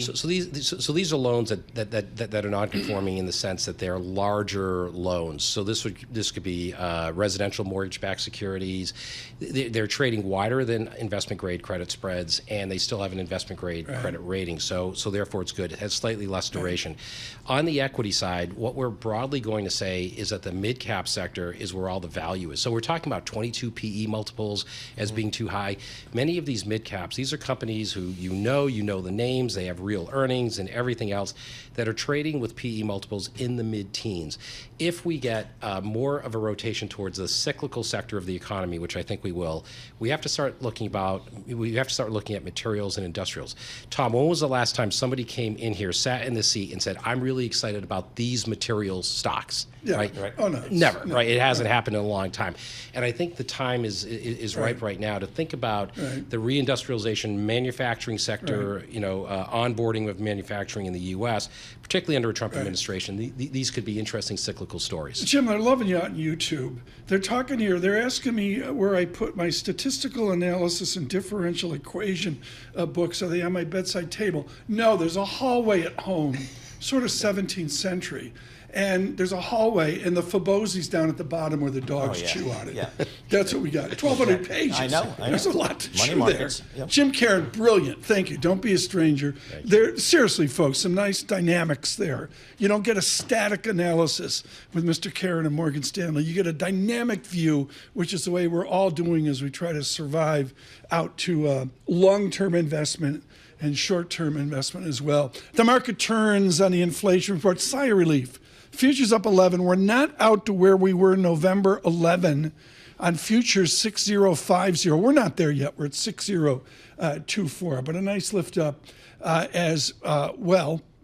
to say the least. The VIX comes in right now. Let us go a conversation with Neil Kashkari. I'll share them with our audience now. We can pick up on them. There'd have to be a surprise on the inflation front to change the outlook so dramatically. If we saw inflation surprises to the upside between now and then, that might give us pause for December. It'd be hard to imagine the labour market really heats up between now and December. That's just not that much time. Inflation data out just moments ago. Anything in that to disrupt this easing bias that seems to have gripped the Fed over the last few months? First of all, it's very fresh data, so I haven't had time to go through it in a lot of detail. But at least on the headline level, it seems to be confirming the path that we're on. We've made a lot of progress in the last year or so, bringing inflation down. I need to go through the components of that release, which I have not done yet. But generally speaking, goods inflation is back down to where we want it to be, where it was pre-pandemic. Services inflation, which is tied to wages, is gently trending down. And then finally, housing inflation, we know, is a lagging indicator. We know that it takes a couple of years for the new leases to turn over. And the new leases are showing that we're headed in the right direction. So right now, I think that inflation is headed in the right direction. I've got confidence about that. But we need to wait. We've got another month or 6 weeks of data to analyze before we make any decisions. One of the things that has been very noticeable over the last week is the change in investors' views about where you're going to end up. If you're looking at SOFR futures, right now, they only price in about 75 basis point cuts between now and the end of 2025. Are we entering a period, because we don't know what Donald Trump's policies are actually going to be, where the dot plot, the summary of economic projections are kind of off the table, can't really put a lot of faith in them, and that maybe you're in the Lael Brainerd attenuation phase where you slow down everything and people should expect not a lot of guidance from the Fed? Well, the dot plot is something that at times, I'm glad we have it, and at times it's more of a frustration that we have to fill it out because there's so much uncertainty about the economic outlook. Over the past year or two, I've been surprised at the resilience of the U.S. economy in the face of seemingly quite high policy rates. Yet the labor market has stayed strong and the economic growth continues to surprise us. So for me, I've been asking questions about where's the neutral rate for the last year or two. That's not about the election. That's just about how the economy has been performing over the past year or two. And so, for example, there's been revisions that suggest that productivity is now higher than it had been in prior years. If that higher productivity environment is maintained, that would tell me we're probably in a somewhat higher neutral rate environment. Again, that's not about the election. That's just about how the economy has actually been performing. And so for me as a policymaker, that's what's leading to my own uncertainty about where is our ultimate destination. And I think that people are raising questions about what is the new administration going to do? What is the new Congress going to do? I think that's also adding uncertainty about ultimately what's the growth trajectory of the U.S. economy.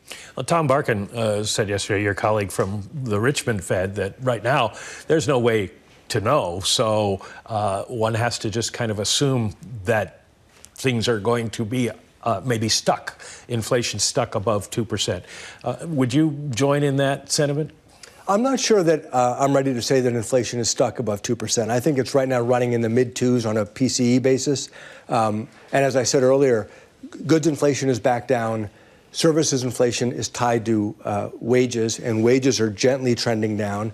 And housing inflation, we know, is going to take a couple of years before the new leases roll all the way through the housing inflation. So I have confidence that inflation is headed in the right direction. Is it headed there fast enough? Do we want it to get there more quickly? We will see. But ultimately, that and the labor market are going to guide our policy decisions. Well, back in September on the labor market, you said that the balance of risks had shifted towards a more weakening labor market. Do you think we've backed off that risk? Is it not as acute as it was since we've had the data since September? Yeah, we had seen some data piling up until that September meeting, which was pretty much pointed in one direction, which was a softening labor market. We then had a surprise on the other way. The labor market looked stronger, but then a reversal in the subsequent job report. And so I still think the labor market is softening. A 4.1% unemployment rate is a good unemployment rate. It's a good labor market. It's not as tight as it was a year ago or 2 years ago. So it's unquestioned that it has been softening. And right now, we're at a good place in the labor market, and we want to keep it there. I do a lot of outreach to businesses, large and small, around my region, as well as labor unions around my region. Generally, what I hear is cautious optimism. People feel good about the outlook, but there are some trends that it's slowly softening, and we just want to watch that carefully. Neil, the election. We've got to talk about the election. And I know it's a difficult moment for the Federal Reserve. I think it's a difficult moment for monetary policymakers worldwide, for that matter. The chairman dealt with it in the news conference and was pretty clear. We don't speculate, we can't make assumptions.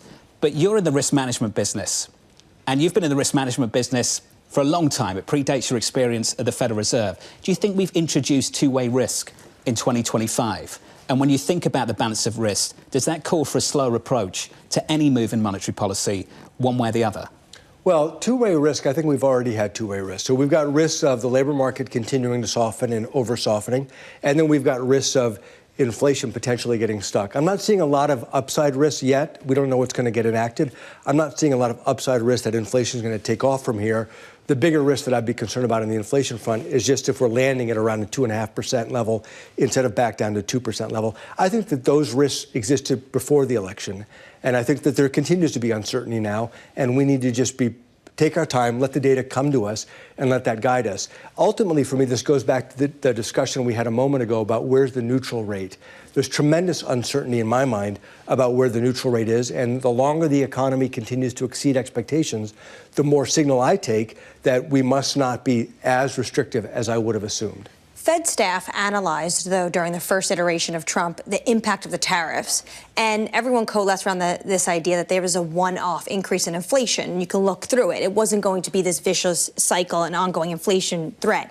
Did you agree with that assessment at the time? And do you still think that that's what tariffs could do in terms of inflation? I agree with that assessment at the time. I still agree with that, but I think your prior guest touched on it, which is it really depends on what the other countries end up doing. If there ends up being a tit for tat and one country raises tariffs, they respond, and you go back and forth indefinitely, that could lead to a longer-term imprint on inflation and potentially inflation expectations. And, of course, we don't know what our own tariffs are going to be, let alone what other countries are going to respond with. And so we just need to be patient and see. I had a note come in from one of the Wall Street analysts that had a line that I thought was really valid, and that is that if you're going to forecast inflation, you have to have a theory of inflation and what's causing inflation. We've got relatively strong labor markets right now, and we've got concern about inflation. Real interest rates just keep rising, and they're working in opposition to your rate cuts. What's your theory of inflation, and how come we're seeing this kind of real rate reaction? Well, I've done a lot of soul searching on why I missed the inflation run-up in the first place. I was surprised on the run-up. I was also surprised on the disinflation that followed it. And the one thing that's been constant is it was not the labor market on the run-up or the disinflation. It was mostly supply factors. And so, supply chains got gummed up. It took a lot longer to resolve. The inflation took off. You had the war in Ukraine also pushing inflation up. And then many of those factors unwound or didn't get worse, bringing inflation back down. So monetary policy's role, in my judgment, in this episode has been to keep long-run inflation expectations anchored. And it has provided some gentle cooling to the labor market. I don't think the supply factors are what have caused the labor market to gently cool. I do think monetary policy has been doing that. And so you put all that together, it says that when I thought we were applying 2 feet on the brakes of the economy with monetary policy, we might only have been applying 1 foot on the brake. And so this goes back to where ultimately are we going to settle? We're going to have to let the economy guide us. We are now paying as much attention to CPI again as we are to the labor market, but the labor market comes up in early December. We had a really, really strong September and a really, really weak October. Where is the labor market as far as you're concerned? I think the labor market is in a good place right now. Again, the anecdotes that I get, I look at the data, the official statistics, which always have uncertainty. There's even more uncertainty about the labor market statistics, not just because of the hurricanes and the Boeing strike, but because of the large immigration flows, which we're not exactly sure how big they are, and they're time varying. So what is this month's break-even level of job growth? Your guess is as good as mine. So I look at the official statistics, and then I marry it to what we're all hearing, my colleagues and I, from all of our contacts around the country. The labor market right now is strong. It's a healthy labor market. Jobs are available. Businesses are feeling good. We want to keep it that way. And so as we get the data in, I'm going to continue to do my own outreach, and all of the other presidents are going to do their outreach to the businesses, large and small, and labor groups to get a sense of, is the labor market cooling slowly? Is it heating up? Or is it cooling quickly? And those will be important judgments into our policy deliberations. Your former colleague, Bill Dudley, wrote a Bloomberg opinion piece earlier this week, basically saying that there's this possibility that Trump enacts policy quickly and forcefully in a way that doesn't give the Fed enough time to respond and without the proper tools to respond. Is that a concern you also share? I think fiscal policy is always an input into our deliberations and into our analysis and assessment of the economy. I don't think that's new now. And it's not just U.S. fiscal policy. It's what happens with other countries, what happens with our trading partners. And so that type of uncertainty, we're used to dealing with it. Obviously, we would like to have less uncertainty. That'd be great. But it's the world that we live in. And we will take all the information we can as we get it and incorporate it into our thinking. Speaking of uncertainty, there's been a lot of concern about what Trump 2.0 would mean in terms of jawboning the Fed and how he felt about Jay Powell. The FOMC had this plan during the first iteration of Trump that maybe they even move Powell to chair of the FOMC if he was going to take over the chairmanship of the actual Fed. Would you basically all act as a group to potentially thwart anything that was coming at you that would negate the Fed independence? We are all committed to our dual mandate goals. Everybody around the table, all of my colleagues, stable prices and maximum employment. So number one, we're all committed to those goals. Number two, I don't think those goals are controversial. I think everybody across the political spectrum wants us to get inflation all the way back down to 2% and wants to keep a strong labor market. So I think that also provides us a lot of support. And then there's built-in continuity into the structure of the Fed that Congress designed. Governors serve up to 14-year terms. The presidents are independent, the presidents of the 12 reserve banks. These structures help us provide continuity. I'm confident that between the people who are there, our commitment to our dual mandate goals, and the structures that are in place, I'm confident that we will do the right thing and focus on the economy. The housing market, how do you explain what's going on? The fact that prices aren't coming down, and if you keep rates higher than anticipated, we've already seen mortgage rates go up since you started cutting. Is the housing market dead? Well, the housing market, as I've studied it, and this is an issue all around the country, the lack of affordability, not just for low-income workers, but for middle-class families and more. It's really one that we've underbuilt housing for the last decade. Following the great financial crisis, we just structurally underbuilt housing. So there's, in a sense, a shortage. And as I think about, back to the notion of a neutral interest rate, think about a neutral mortgage rate. If we have structurally underbuilt housing, and there's a lot of demand for housing, what interest rate is going to clear that market? All else being equal, you would think a higher interest rate would clear that market. And so I think the housing market has its own unique dynamics that are going on that are driving this more than just the macroeconomic landscape and more than just monetary policy. So the Fed raises its hands and says it's not something we can fix? Yeah, we can fix it. I mean, if we said we're going to cut interest rates to try to support housing affordability, setting aside the rest of our goals, what would that probably do? That would probably push up the price of housing. And so would that actually improve affordability? And so I don't think monetary policy is well suited to address the structural issues that are going on in the housing market. We've touched on absolutely everything. Can we finish on financial markets? Sure. You know them well. Are you worried about cutting into an asset bubble? You know, when I always go back to when then Chairman Greenspan in 1995 declared irrational exuberance. Sure. 1995 he declared it, and the stock market went up for the next 4 years. I look at that episode and think if the Fed had tried to use monetary policy to address that bubble, it would have done more harm to the economy than the fairly mild recession that followed when the tech bubble burst. And so I just think monetary policy is the wrong tool to try to address asset bubbles. Do you think there's something that needs to be addressed? Well, you know, bubbles are easy to spot in hindsight. If we really are in a higher productivity environment, if we're in a higher growth environment, and corporate earnings are going to continue to climb, one might look back and say, hey, these asset prices are not irrational. So it's hard to judge right now. If I knew where productivity was going, I'd be able to give you a more definitive answer. Just looking at markets right now, equity's very close to all-time highs. We've got credit spreads that are at incredibly tight levels. For investment grade, tighter than anything we've seen so far this century. For high yield, I think you've got to go back to pre-GFC. And you know what happened next? We're cutting interest rates into that. We have authorities down in Washington, D.C., a Trump second administration that could be cutting taxes going into that as well.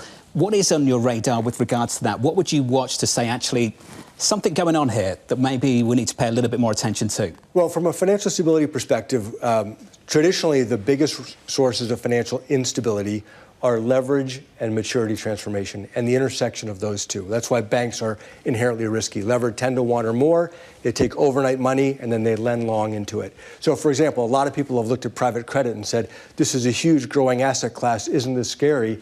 As I've looked into it, they seem to be much less levered than banks, and they generally have longer-term funding.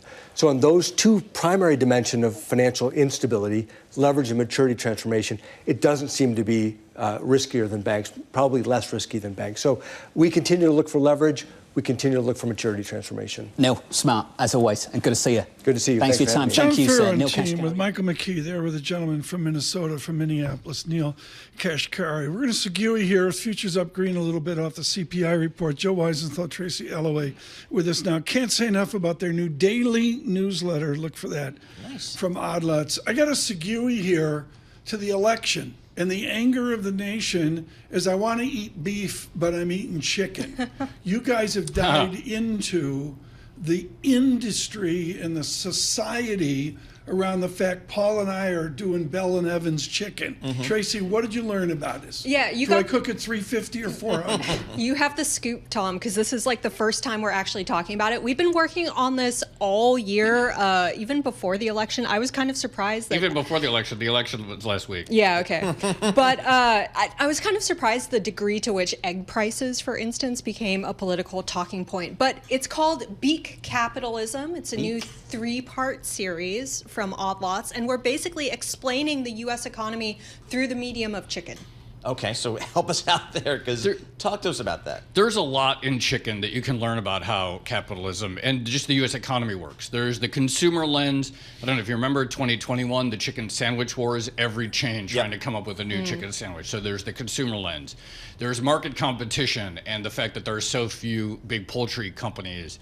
There is the changing nature of the labor market and that so much of the actual farming is contracted out to growers, kind of like you would what people think of as like an Uber type thing where, you know, are they really employees or not? And so all kinds of questions about how, and then there's the industrialization of chicken and just the fact that like it's gone from an agricultural product to quote factory farm industrial process. So many things you can learn about how the U.S. economy is structured just by going from egg to sandwich. Why is beef so ridiculously more expensive it's so good. than pork or chicken? Is there an economic reason?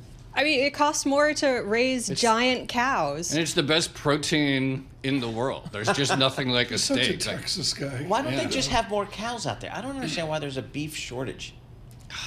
I mean, just Cows are go down expensive. to Texas Yeah, to your friends in Texas yeah, and say, I just know. make more cows. I don't think people like appreciate how big cows actually are. Because I was petting one last weekend, as you do. Okay. And it, you know, it reared up its head, and like it could easily have broken my arm just by doing that. They're massive. One more question. After you've done, what are you calling it? Beak capitalism. Beak capitalism. When you go to the store now, how do you look at chicken versus when you started this project? Chicken contains multitudes. Like, honestly, I look at chicken now and I think about the structure of the U.S. economy and the decisions that go into who's benefiting from it and who's losing out. The externalities of chicken, The environmental externalities of chicken. the environmental costs in local The communities. environmental's a big deal, isn't it? Yeah, there's so much there. Yeah. Okay, this is wonderful. It is Efforts invigorated. to fight bird flu, another Yeah, big that's element gonna be to a it. big I saw thing. a teen the other day out there with some form of bird flu. Joe Weisenthal, Tracy Alloway, can't say enough about their lengthy, it's like a Lucas Shaw kind of thing. Yeah. You look at it, you go, I don't have time to read this, but then Newsletters. you have to read it. That's The right. newsletter That's right. That's right. Here, very good. With We Odd actually, on Lots, of Top course. Go, have a newsletters section now. That's how big it's become. Lisa Look right there. Mateo could do a newsletter. Yep, so there you go. I could see this. All right. KFC, over on CNN right now, KFC sues Church's Chickens for use of the phrase original recipe. Is that going to be part of beat capitalism? They're leaving the studio. That's how much they love us. Joe Weisenthal, thank you. Tracy Alloway, thank you as well. Our economic indicators across all of surveillance brought to you by Commonwealth, supporting more than 2,000 independent financial advisors with a 2-to-1 advisor to staff ratio, small firm attentiveness, big advisor impact. Go to commonwealth.com to learn about their consultative support and technology. Stay with us from New York City, Bloomberg Surveillance.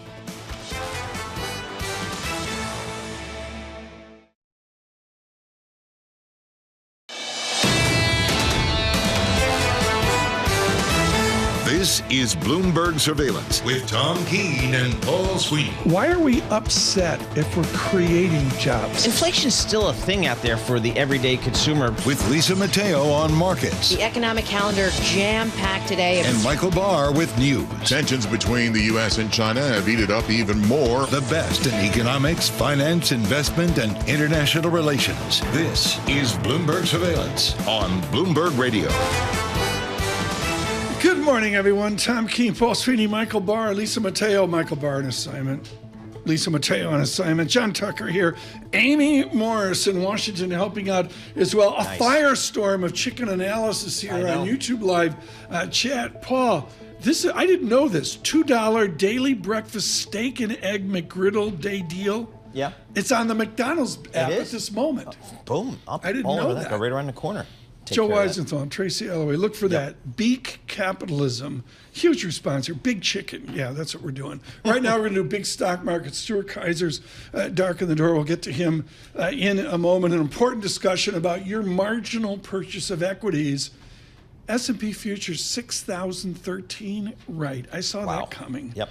Good morning, everyone. Bloomberg Surveillance. We're brought to you by Anshin Accountants and Advisors, partner-owned since 1923. Anshin factors in your unique circumstances. They develop innovative tax and accounting solutions. Visit ANCHIN, Anshin.com, ANCHIN, Anshin, recalculating what's possible. Thank you, Anshin, for your support. Greatly appreciate that as well. We need a data check after his blistering CPI report with the Interactive Brokers Bloomberg Business Flash. John Tucker. All right, lower earlier, Tom and Paul, the index futures, they've turned around right now. They're a little changed to modestly higher after the latest inflation print. Treasury yields, they are lower right now. The 2-year, 9 basis points lower, 4.25. The 10-year, 5 basis points lower. That is at 4.37 right now. And that's right in line with the expectations, the core consumer price index. It rose 0.3% on a month-over-month basis. As expected, housing costs, they continue to be the biggest source of inflation. BLS saying the index for shelter rising 0.4% for the month of October. That accounted for over half of the monthly all items increases. And the food index, that nudged 0.2% higher from a month earlier. Also, we have, you know what? Deal news this morning. Charter buying Liberty Broadband. This is an all-stock transaction. It's an all John Malone transaction. You're going to have to explain that. Is that on both sides? Both sides. Both sides of the trade? Yeah, and what does Liberty Media own? Cable stocks. Do they own the Atlanta Braves? No, that's Liberty Atlanta Braves. Continue, John. Spirit Airlines closing in on a deal with creditors that would restructure its crushing debt load in bankruptcy court after discussions for a tie-up with Frontier Group. Those holdings, Frontier Group holdings, that fell apart. Right now, the S&P futures 2 points higher. Dow futures, they are up 14 points right now. The NASDAQ futures are 16 points lower. And we check the markets for you all day long right here on Bloomberg Radio. I'm John Tucker, and that is your Bloomberg Business Flash. Paul and Tom. John Tucker, thanks so much. Futures up 2. Veronica Clark, Andrew Hollenhorst at a small bank. They announced details such as medical services, financial services, airfares, looking for PPI data tomorrow. They're modeling out Mr. Powell's core PCE would rise to 2.8%. 6 months would remain at 2.3%. That's their fancy modeling. Stuart Kaiser hangs on every word of what Hollenhorst and Clark do. We welcome Stuart Kaiser, head of U.S. equity trading at Citigroup. How do you buy marginal equities right now? We are where no one thought we would be. How do you buy the marginal share this morning, sir? I mean, you just listened to Chair Powell, I guess, right? I think last week the message they tried to deliver was one of confidence, right? Confidence in U.S. economic growth holding in, confidence that inflation is on a downtrend, and confidence in their policy outlook to cut. So I think that if you believe in that combination, that's how you're owning equities here. Yardeni has earnings up. When you look at the securities research team at Citigroup, can you model out gently rising or more than gently rising S&P earnings? Yeah, I think, look, coming into the election, I think you would have said 2025 numbers look a little high across the street. I think what you're going to get is folks trying to justify that number now based on, Trump deregulation, Trump tax cuts, and things like that. So, yes, I think you can model gently rising earnings. The question, I think, is that bogey too aggressive for 2025 or no? We think it probably was, but it wouldn't surprise me if Trump is using it as an excuse to kind of defend it, if that makes sense. Stuart, what changed, if anything, on the Citibank U.S. equity trading desk Wednesday morning? Look, I think Wednesday morning, what you had coming into the election was significant de-risking, a lot of risk premium priced into the volatility market. I think that the election outcome was as best as you could have hoped for, and I don't mean by the party that won. Right. I just think we walked in the next day knowing the outcome, right. Which was considered very, very positive. And for that reason, I mean, we saw significant de-risking, re-risking, repositioning, people adding to small cap, to banks, to regional banks, even to the S&P 500 into the end of the week. So I think what really changed is folks were really, clenched up about this could take 2 or 3 weeks to resolve. And instead, we got a pretty clean outcome very early. And I think that really helped investor sentiment. How much of this is still left to go? I mean, at some point, we got to kind of move on past that and then I guess take a look at earnings. I guess take a look at Fed policy. Where are we on kind of this kind of risk on trade? I think that's a great question. I mean, we've basically spent the last 3 to 5 days, I would say, rebuilding the positions that have been taken off pre-election. That bit of it feels a little bit longer in the tooth. And our view over the weekend is you're kind of getting a little bit back to normal, where you need to focus on earnings. We get NVIDIA next week. You need to focus on economic growth. We get retail sales on Friday. We get payrolls early. So I think a lot of the positioning and re-risking, let's say at least 70% of that's probably done. And now it's a question of, as you said, economic growth, Fed policy, and frankly, rubber has to hit the road now on actual Trump and GOP policy. And, I think into the end of the year and early next year, that's what the market's going to have to deal with. Is MAG 7, and I read a lot about hedge funds in, hedge funds out, but as a general statement, is Apple or Microsoft or NVIDIA, are they over-owned or under-owned? I would say definitely not under-owned. I would say at least fully owned. Over-owned, I think that probably depends on what you think of the earnings outlook. But the positioning remains in those stocks. The election's going to have a pretty interesting... Retail's in, long-only buy-side's in, hedge funds are in. Long only definitely in. I think hedge funds are in. Retail, we've seen significant interest, particularly in Tesla, is an area where we've seen a lot of renewed interest post-election. So, I think those stocks are owned. They're pretty heavily owned. I don't think that's going to change in the near term, to be completely honest with you. Though I would say that the MAG 7 has become a little bit more of a stock pickers. It's not you own all of them. I think quarter to quarter, people are picking the stock that they think has the best momentum. M&A, is that going to be a bigger theme in 2025? Your CEO, Jane Fraser, was just on Bloomberg television yesterday saying she feels very bullish here given what's happened over the last week. Well, I'm definitely not going to argue with the CEO in the bank. There you go. Look, given this time of year. Exactly. Look, our view is M&A and government spending are what I would call stage 2 trades. Okay. So stage 1 has been this re-risking sentiment trade. As we get into early next year and we actually know the policies, we're of the view that M&A is going to be a very popular trade for people to have on. Identifying M&A targets, it does seem like the GOP-led governments can be more open to the M&A cycle. And the second would be, look, we got the announcement yesterday of Elon Musk and Vivek are going to be on this, government efficiency, the Doge. That theoretically should be a headwind for companies that get a lot of revenues, from government spend. Translate for our audience what you say we're going to have big M&A. Is that big IPOs, red herrings, Sweeney goes to 3 lunches on Thursday, all of them are lousy, rubber chicken 1, rubber chicken 2, rubber chicken 3? Or is it all like private equity, private credit that nobody can get? Hopefully it becomes a little bit more of a public capital market cycle. So a little bit more IPO, a little more M&A.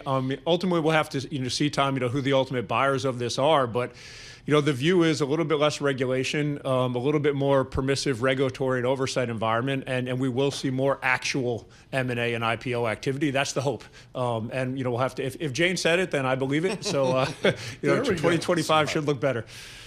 What are some of the sectors that, just from a screening perspective, look good to you guys these days? Look, everybody is, I think, tripping over themselves to be in financials. A lot of this is on the deregulation perspective.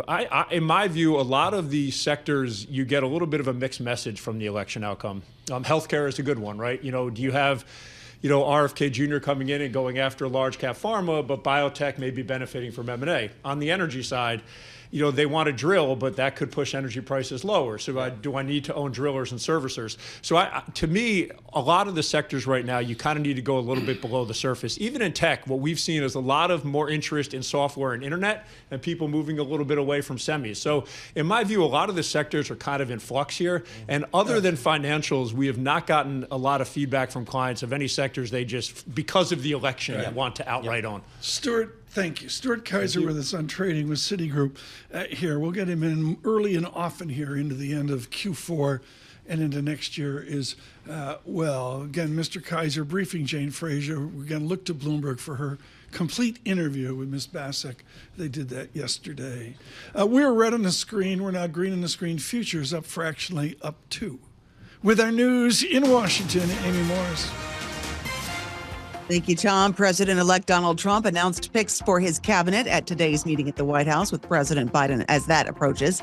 Trump announced Fox News host Pete Hegseth as Secretary of Defense and his former Director of National Intelligence, John Ratcliffe, to lead the CIA, and tapped Elon Musk and Vivek Ramaswamy to lead the new Department of Government Efficiency. Now, Musk is also expected to join Donald Trump today as he attends the GOP conference meeting. That's where Republican senators will decide who will replace longtime Senate leader Mitch McConnell and lead their new majority next year. South Dakota's John Thune, John Cornyn of Texas, and Florida's Rick Scott are all scrambling to win the most votes in the secret ballot election today.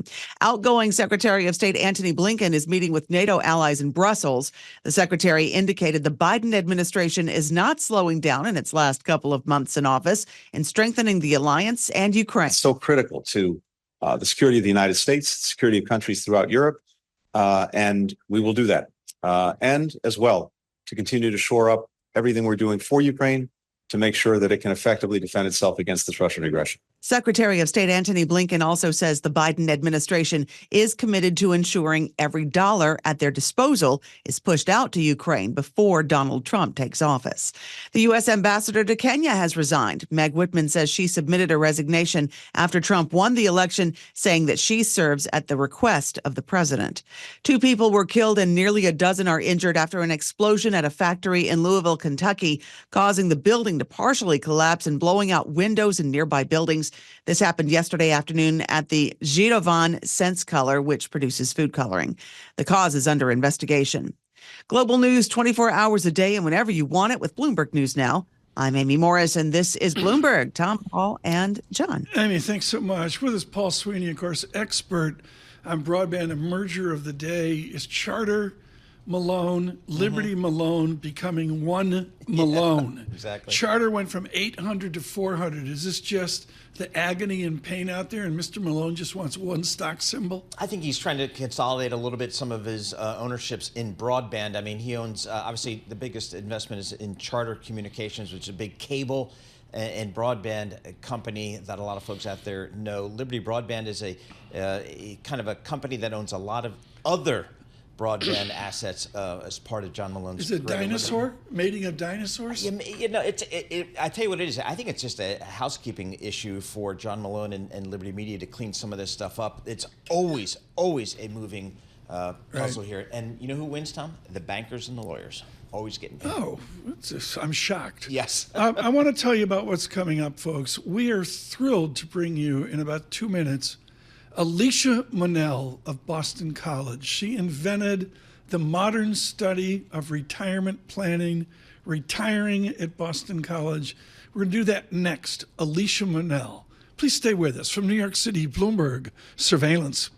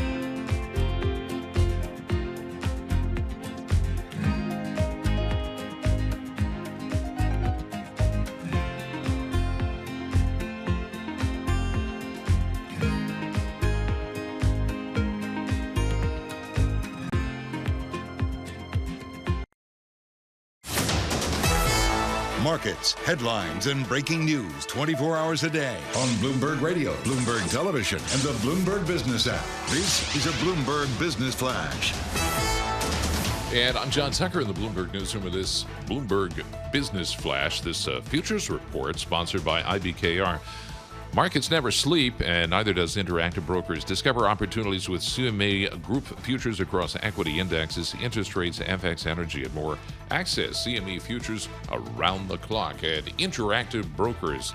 Well, the so-called core consumer price index, which strips out food and energy costs, increasing 0.3% for a third month at 3.3% from a year ago. The core gauge, probably a better indicator of the inflation trend than overall CPI. The Bureau of Labor Statistics puts out the numbers, said shelter accounted for over half of the overall monthly advance there. Treasuries, they are rallying as traders hand it to wages. The Fed's going to cut interest rates by another 0.25 point next month after the inline inflation data that we got this morning. The twos, 9 basis points lower, 424. 10-year yield right now, 6 basis points lower. That is at 436. Right now, the Dow futures up 18 points. S&P E-mini futures up a fraction right now. And the NASDAQ futures, they've turned lower right now, down 16. Among some of the individual shares on the move, Cava, ticker symbol CAVA, that's jumping 17% after the Mediterranean restaurant chain increased its annual projections for comparable sales. And then Instacart, those shares are falling after the online grocery delivery company delivered a weaker than expected fourth quarter EBITDA forecast. We check the markets for you all day long right here on Bloomberg Radio. I'm John Tucker, and that's your Bloomberg Business Flash. Paul and Tom. John, thank you so much. This is a joy. There are people that have studied the failure of the American retirement system. I think of Roger Ferguson, of course, all that he did with the Fed and with TIAA-CREF. I think of Peter Orszag, now at Lazard, his work at Brookings. But no one has studied this from ERISA 1974 like Alicia Munnell. Her title is the most prestigious title in management science, the Peter F. Drucker Professor of Management Sciences, Boston College. And we're thrilled as she retires that Alicia Munnell would join us. Alicia, thank you so much for joining today. At Boeing employees screamed, "Give us back what was there before 1974. We want to go back to old, stodgy defined benefit programs." Should we go back to defined benefit programs from the mishmash of 401k? Well, first of all, I'm delighted to be here today, and my basic answer to that is no. But I do view the whole debate about 401ks versus defined benefit plans as sort of a detour and diversion from what I view as the most serious problem with the retirement system, and that is that we don't have universal coverage. So there's some people who just don't have either the old-fashioned defined benefit plan or a 401k. And so there are people who are going to end up only on Social Security. And then there's some who weave in and out of employers with plans, and they end up with inadequate balances. So I think coverage is the main issue. And this DB/DC or debate, which has been going on for decades now, is really not too profitable. And I don't really understand it. The defined benefit plan was great for its time when you had large hierarchical companies where people spent most of their careers. But we're a mobile workforce, and it just wouldn't work as well. I'm fascinated why reform is so hard to do, why it takes so darn long for Washington to common sensely reform our retirement plan. Why does it take so long? I mean, there's some things that are good. I mean, the basic part of our system is Social Security. It is a pretty well-designed program, given that it was, enacted in the 1930s, and we're in the 2020s, and it still is very appropriate for today's workforce. We do have a shortfall in that program. We've known we're going to have a shortfall in that program for 40 years. and it's taken us a little long to get around to fixing it, but we are now going to be looking at a precipice, and we're going to have to fix it. So that's a good base. In terms of the employer-provided system, I was skeptical of 401k plans when they started, but for people who have them, when you introduce automatic enrollment, target date funds, all the things that make it sort of automatic and easy, they work fine for the people who have them. And no one has in the private sector really has the defined benefit plan anymore. We were just looking at some data that showed that only 5% of people approaching retirement have a defined benefit plan. Wow. Alicia, many of our viewers and our listeners are thinking about Social Security. What can you tell us about the viability of Social Security system in 20 years, 30 years, 40 years? I can tell you a lot. It's going to be there. We do have a shortfall. We have high costs and are higher than our tax revenues coming in. We have a trust fund that we're using to bridge that gap. That trust fund is going to be exhausted in 2033 for the retirement program. And at that point, benefits will have to be cut about 21%. And if nothing is done. So that's the bad news. I think for people who are worried about Social Security not going to be there, the good news is there's enough money coming in forever to pay 79% of benefits. Now, I would like to see them at 100, not at 79%. So I would like to see more revenues getting in, but there'll maybe some compromise in between. But there's a base amount that's guaranteed going to be there in 10 years, 20 years, 30 years, 40 years. I look, Alicia Munnell, at the mistakes we've all made in retirement. And so much of it is, as Peter Orszag emphasized at Brookings years and years ago, automatic sign up when you're employed. How do we get people to save more? Within the algebra of simply doing it, it's get more into equities, but also you just got to put in more. How do we incentivize people to put in more when they've got bills to pay?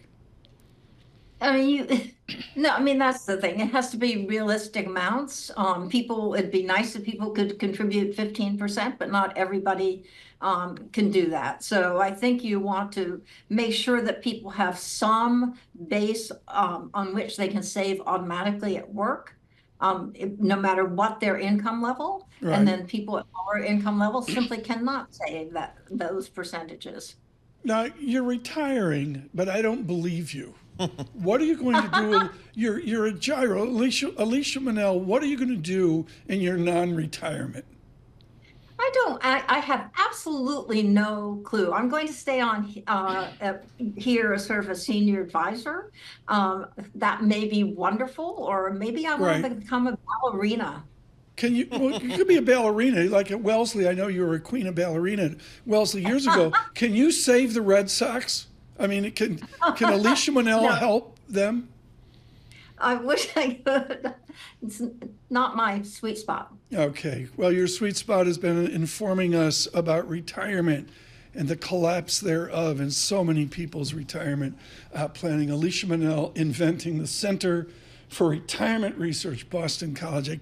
I can't say enough about when she started this. It was like, what are you doing? Right, exactly. What are you doing? Well, and it's now just issue, definitive. Tom. I mean, it's a huge issue for people are living longer. They need more money. The assumptions they made 30 years ago about their retirement, probably not that valid. A shout out to someone who is not with us anymore, Bob Warshaw, Robert Warshaw of Pioneer Group Boston. He is the one that taught me on this. I could shave like 3 days a week. 74, the Employment Retirement Income Security Act, which goes back to Eisenhower. Yep. It took from Eisenhower to Jimmy Carter to pass intelligent legislation. And the amendments of it have been there. I mean, part of the problem is John Tucker can't retire. I mean, looking at Tucker slotting in at least till 2033, right? We are going to be turning out the lights here. That is our plan. Or before they turn out the lights. It's okay. I got the surveillance casket. It's out there behind Ken Foley, our global technical director. They're just going to roll me right into it. That was wonderful. Alicia Munnell, Boston College. You need to get the markets open. Stay with us. Bloomberg Surveillance.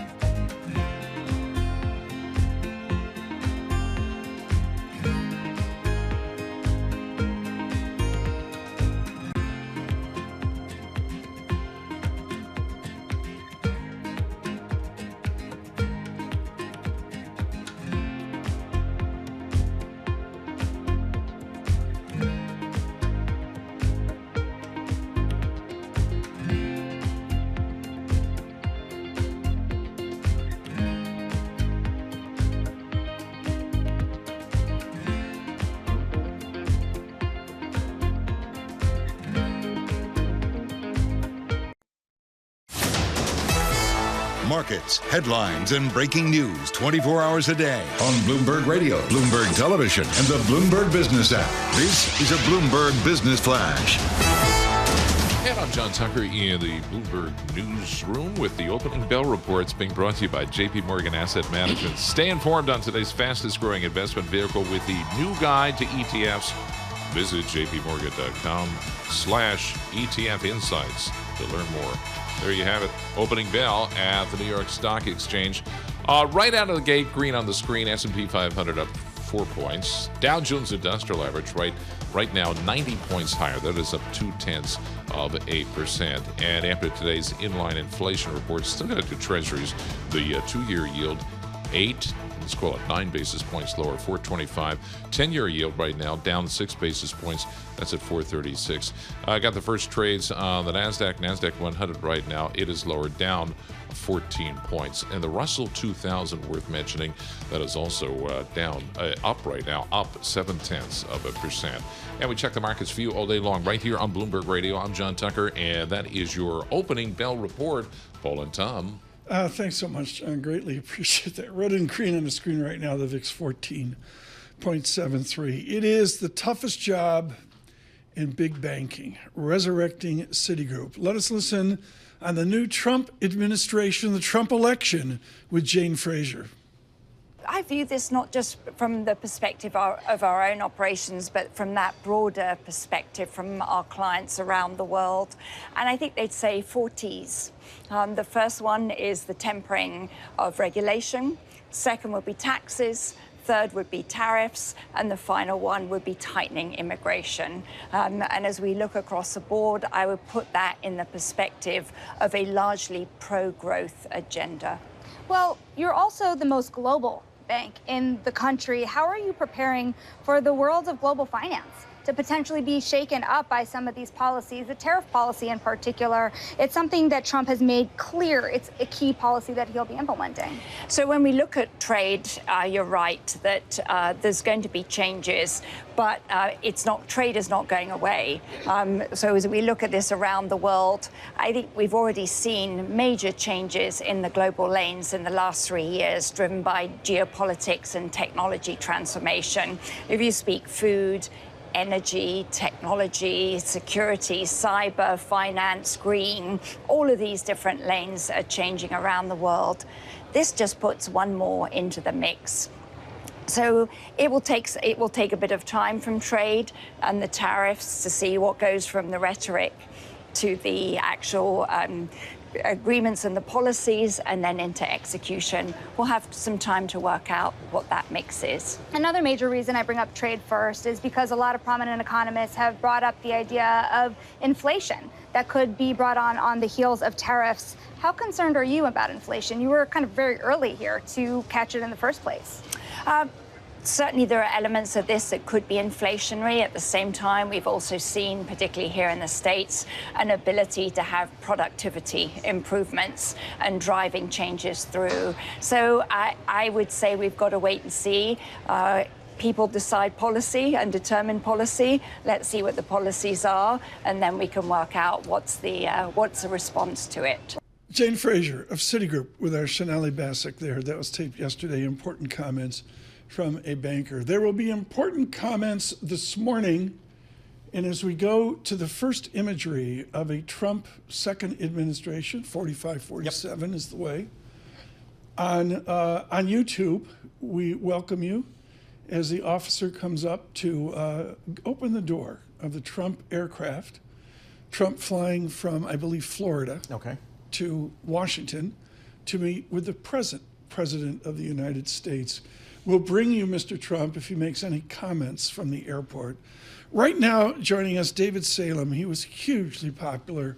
Last time he was on with me, at least I've been out a bit. Hedgeye Risk Management here this morning. Do you change your investment outlook with the new administration, or do you try to get on to the beginning of spring training when the Red Sox say this is the year? Our approach is data-driven. So and if the data changes as a result of the election, then we will change. But if they don't, then we don't. If nominal GDP is goose, I'm seeing lots of animal spirits in an amateur way. What is the most productive nominal GDP? Real growth or even a little bit of an inflation pop? Well, probably a little bit, Tom, because it's not the case that the market dislikes relatively high rates of inflation compared to history. What the market really dislikes is volatile inflation because it's hard to price, it's hard to manage, it's hard to set up longer term positions.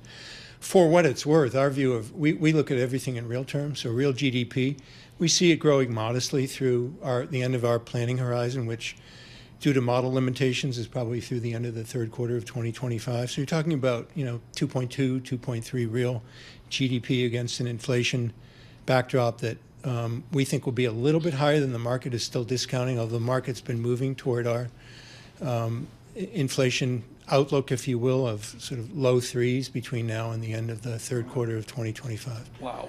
So what should this Federal Reserve do? You're talking about growth rates like that. An argument can be made that this Federal Reserve should just maybe sit pat a little bit. But what do you think this Federal Reserve should do? Yeah, I hope, Paul, this answer doesn't frustrate you or TK.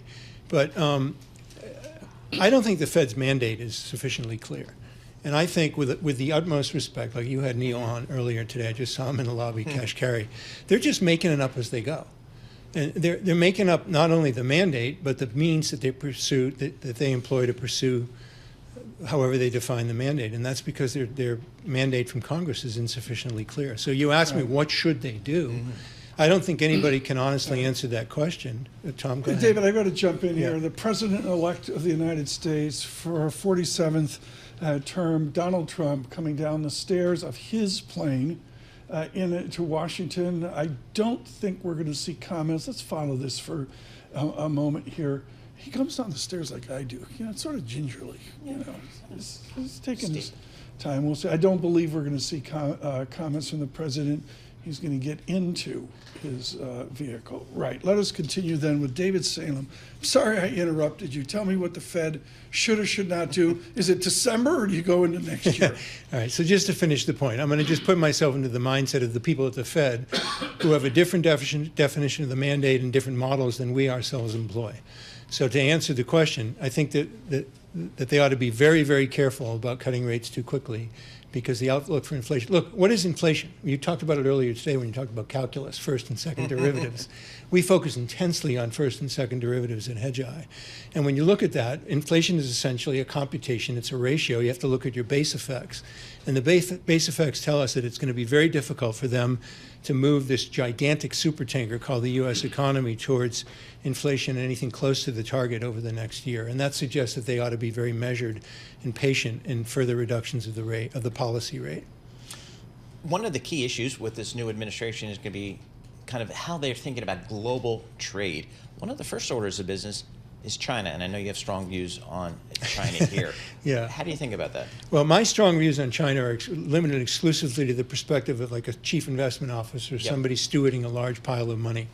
And I've held these views for a very long time, because when you're allocating capital and taking risk, you obviously want to be cognizant of what is the worst case for the risk taking and what's the best case for the upside. And when you do that and you look at, for example, publicly traded companies in China as distinct from private equity in China, I don't see an upside, Paul, that's even remotely close or commensurate with the downside. And the downside we saw, obviously, with Russia's invasion of Ukraine, where either through fiat regulation or law or just by market movement, basically your wealth gets taken away, at least confiscated for a time period. You get wiped out. So the expected return has to be very high, and I don't think you see that in publicly traded Chinese companies. Yes, Tom. I want to come back and focus on the equity markets, but let's just begin with the character of our exuberance. Yardeni says it's the roaring 20s. What is the character of our exuberance after this election? Yeah, I actually think to some important respects, it's what we might call rational exuberance, right? Because you see the market is starting to discount, obviously, policy changes. I think probably the single most important policy change that might affect the trajectory of, say, the U.S. economy and in turn the global economy for the next few years doesn't emanate from either the White House or Congress. It emanated from the Supreme Court with the Chevron doctrine decision recently that basically said to the independent agencies, you don't have as much power as you've had in recent decades, and you need to go to greater lengths to justify anything that you're doing. And I think if that gets taken to a kind of logical and prudent extreme by actors in the economy generally, particularly those in the agencies, that could be very productive of a stimulus to growth. That's why I say some things, Tom, that are going on in the markets today strike me as rational rather than irrational exuberance. David Salem with us. We're going to continue this discussion. He is, of course, with Hedgeye Risk Management. Red and green on the screen, Dow up 92 points. With our news in Washington, Amy Morris. Right. Thank you, Tom. President-elect Donald Trump's plane has just landed at Joint Base Andrews. He is returning to Washington, where he'll meet with President Biden at the White House to work out details of the presidential transition. He'll also be on Capitol Hill to meet with House Speaker Mike Johnson and address House Republicans. Now, Republican senators are gathering behind closed doors today to decide who will replace longtime Senate leader Mitch McConnell and lead their new majority next year. Donald Trump and Elon Musk are both expected to be there. South Dakota's John Thune, John Cornyn of Texas, and Florida's Rick Scott have been scrambling to win the most votes in the secret ballot election. It will be the first test of Trump's relationship with Congress. Special counsel Jack Smith reportedly plans to finish his work and resign before Trump takes office in January. Sources tell the New York Times Smith's goal is to not leave his work for others to complete, and he wants to step down before Trump fires him. Smith's office is still drawing up its plan for how to end the cases. Democratic governors J.B. Pritzker of Illinois and Jared Polis of Colorado are leading a new nonpartisan coalition of governors committed to protecting the state-level democracy ahead of a new Trump presidency. Pritzker calls the group Governors Safeguarding Democracy, or GSD. GSD will leverage our collective strength, experience, and institutional knowledge to drive policies that protect the rule of law and serve the people of all of our states. Colorado Governor Polis said, quote, hope alone will not save our democracy. World and business leaders gathered at COP29 in Azerbaijan, sharing their views on the future of global climate policy with an incoming Trump administration. World Bank President Ajay Banga. Watch his actions, watch his deeds, and work with him on explaining why these things are good for American business, for European businesses, and for everybody else. The Climate Change Conference runs through November 22nd. Global news 24 hours a day and whenever you want it with Bloomberg News Now. I'm Amy Morris, and this is Bloomberg. Tom Holland-John. Amy, thanks so much. It is your Doge network. I just looked at XDG. Doge, I'm following, XDG. Up 148% from the election. Paul, BitDog pushing 91,000. Yes, we printed 91,000. Discuss, exactly. I mean, this is a risk-on moment, I guess, is kind of what the markets are telling us, Tom. We've seen it in the stock market. We've seen it in the bond market. What's McGlone say? McGlone says, his call has been limited supply, ever-increasing use cases. That means this thing goes up. Simple as that. He's been saying that for 10 years, and he's been right. Is he going to buy like an island in the Caribbean? Well, he's already got a big chunk of Miami Beach, I understand. 6,000 square feet. Yeah, he's firmly ensconced down there. You can see Cuba. Exactly. You can see Cuba there. So he's in good shape. But boy, that is a move, Tom, because this thing had a Bitcoin was sitting at 60,000. This thing was hitting 60,000 for months after months after months. Tight trading range. And then in the last week, boom.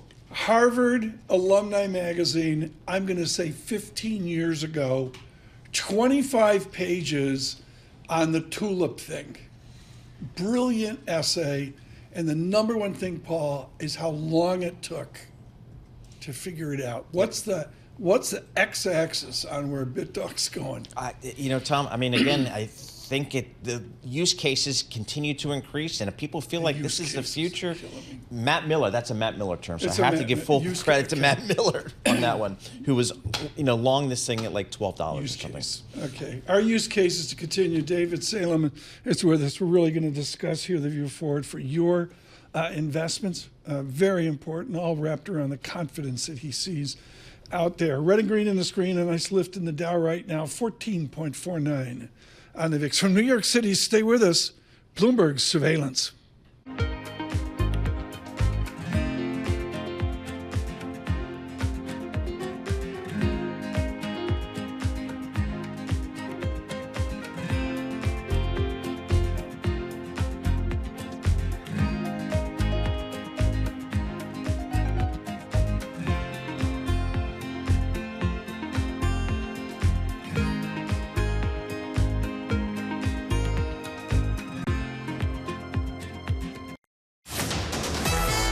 Markets, headlines, and breaking news 24 hours a day on Bloomberg Radio, Bloomberg Television, and the Bloomberg Business app. This is a Bloomberg Business Flash.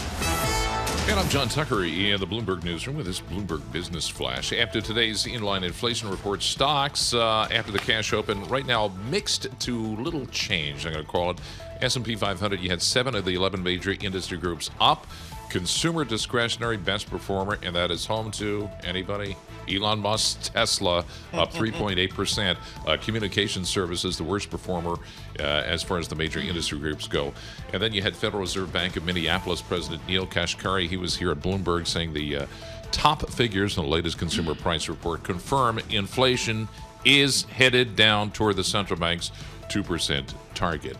Right now, the S&P 500, 5 points higher. That's up 0.1%. 59.88 on the index. The Dow Jones Industrial Average up 79 points. Yeah, well, it keeps changing, so it's hard to do. It's up 0.2%. Here, you know what? Just for that comment, I'm going to go to year to date for the S&P 500. Right now, let's see, it's close to 26% higher. The Dow year-to-date up 16%. The NASDAQ is up 28% year-to-date. And yes, surge in Bitcoin that paused earlier, regaining steam. Right now, Bitcoin, this is another one that's changing, up 3%, 90,937-ish. Yeah. We check the markets for you all the time, right here. Tom and Paul. 91,000, we're just right on the cusp of, as they say. We say good morning to all of you on YouTube. Subscribe to Bloomberg Podcast. Just humbled by the election attention that we received. We'll try to keep that going through the end of the year. On Apple CarPlay, seeing more of Apple CarPlay in my drives around the city. Android Auto. Sirius and XM Channel 123. Of course, all the podcast services we have. And a major shout out, 99.1 FM in Washington, where the traffic's difficult because President-elect Trump is driving in to see President Biden. 92.9 FM Boston. Boom. Harvard beating Columbia. Destined. Good morning, Bloomberg 1130 as well. Paul Sweeney with David Salem. As we gear up for the game. David Salem joins us here in our Bloomberg Interactive Broker studio. He's a managing director of capital allocation for Hedgeye Risk Management. David, literally a week ago today, the market woke up to a pretty big election. Did that change your view, Hedgeye's view of investment outlook? Yeah. First, I want to just cite a stat that I think you guys will find intriguing, because we hear a lot of talk in media that the market's at an all-time high, and I did a recomputation of it this morning. Roughly 1/3 of all U.S. stocks, publicly traded, are trading at or below 50% of their all-time high. So that's not a broad-based. Yet. Yes. Yeah. And I own them all. Yeah. Globally, it's an even more laggardly situation and present, with more than half of all stocks traded globally, ex the U.S., trading at least 50% below their all-time high. So that, now let me segue over to your good question, Paul. Like, does an election change the outlook? My work at Hedgeye is an interesting, because we have a lot of people doing fantastic work that, for better or worse, I think it's mostly for the better, focuses on short-term opportunity and peril in the market. I don't. Capital allocation I was brought in to build a business that takes a medium and much longer term view. And in that context, I just want to share with you just a few observations, because we had the election on Tuesday, and on Wednesday and Thursday, and because we were subject to Chatham House rules, I can't say who I met with, but we'll just say a dozen CIOs of like very large funds from around the world. And the focal point was just take a step back, let's all take a deep breath and ask ourselves the question, in light of everything that's going on in the world, including but not limited to yesterday's election, to what extent and how should we change the approach that we've been employing for some time? Now, these are institutions that have approaches that are idiosyncratically suited to their missions. So one of them is, frankly, the largest fund in the world. So it knows that asset size is the enemy of investment success. It cannot pursue the strategies that some of the smaller funds, but nonetheless large funds that were in the room are pursuing. And the bottom line, Paul, is that they're not inclined to modify the approaches. What they're inclined to do, by which I mean the policies and to some extent the strategies, but there is acute agony and angst about the overcrowding of particularly some of the alternative investment niches that have enabled these institutions to do better than the norm until quite recently. Agony and angst, it's right where I wanted to go. Janet Lauren at Bloomberg driving the ship on this. Endowment failure recently because of alternative investment failure. Yeah. Is it a thing, or is it just a moment that we've seen this underperformance? It's a big thing. I think it's not, even though there's a lot of talk about it, Tom, I don't think it's sufficiently recognized. The problem that is looming. And one, again, Chatham House rules, so I can't say who said it, but one of the CIOs. You don't have to do Chatham House. We do Chatham House here. We ignore Tucker as much as we can. Continue. I will. The point I'm driving at is simply that one of the CIOs of one of the largest funds in the room said, look, we now have actually two distinct sets of books. We have our accounting books where we have to use the NAVs provided by all of our alt managers, but for risk management purposes, which is what really counts, we're using our own marks. And there's a wide and growing gap between the two. Again, it's been widely reported on. The question is, when will that problem come to the fore? No organization can be better than its. Oh, come on, I just read, I don't have the details in front of me. I'm going to pick on Princeton, it may be wrong, but people are putting out debentures or bonds of some type because they can't cash out of alternative. Exactly, yeah, and that problem will grow worse. You have a permanence to this, out 3 years, 5 years more. Well, the word permanence, that's a noun. You can use the adjective permanent, right?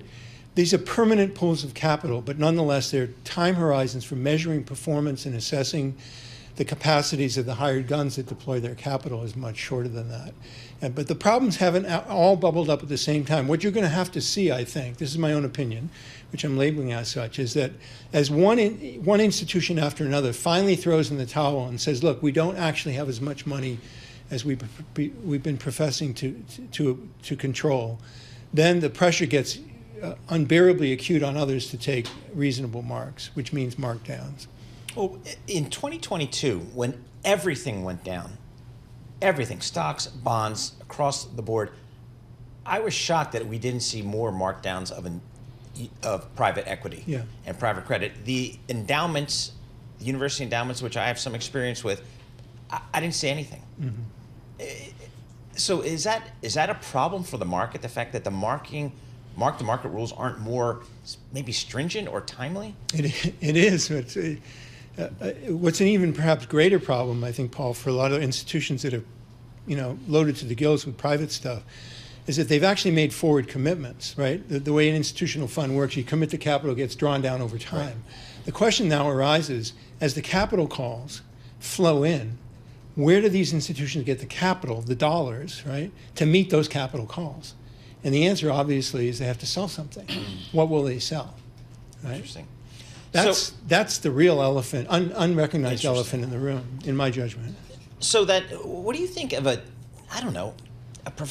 professional institutional portfolio? What percentage should be alternatives, do you think, these days? Yeah, it really does depend on the skill, the competence of the people that are deploying the money, right? So there's way too much sort of Yale wannabes and mimicry, right?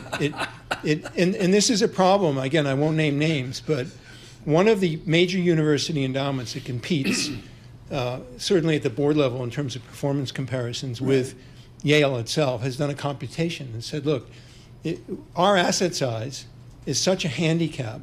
Even if we had the most talented staff, getting right back to the main thread, we can't deploy enough capital in a manner that will enable us to move the needle plausibly to capture the return premium that induces us to invest in private stuff to begin with. You got to come back. I 100% agree with you. David Salem, we're out of time. Thank you so much with Hedgeye Risk Management. This is not a small matter, folks. Paul, way better than me on private credit, private equity, and alternative. Yes. Alternative investment. And I think people can understand. I'm in Mr. Salem's camp on this. Red and green on the screen here. What am I looking at today? I'm looking at the Senate Majority Leader vote. I'm not sure when that comes out, but look at balance of power for perspective on that. She is 85. She will forever be 28 years old. Grace Slick, good morning.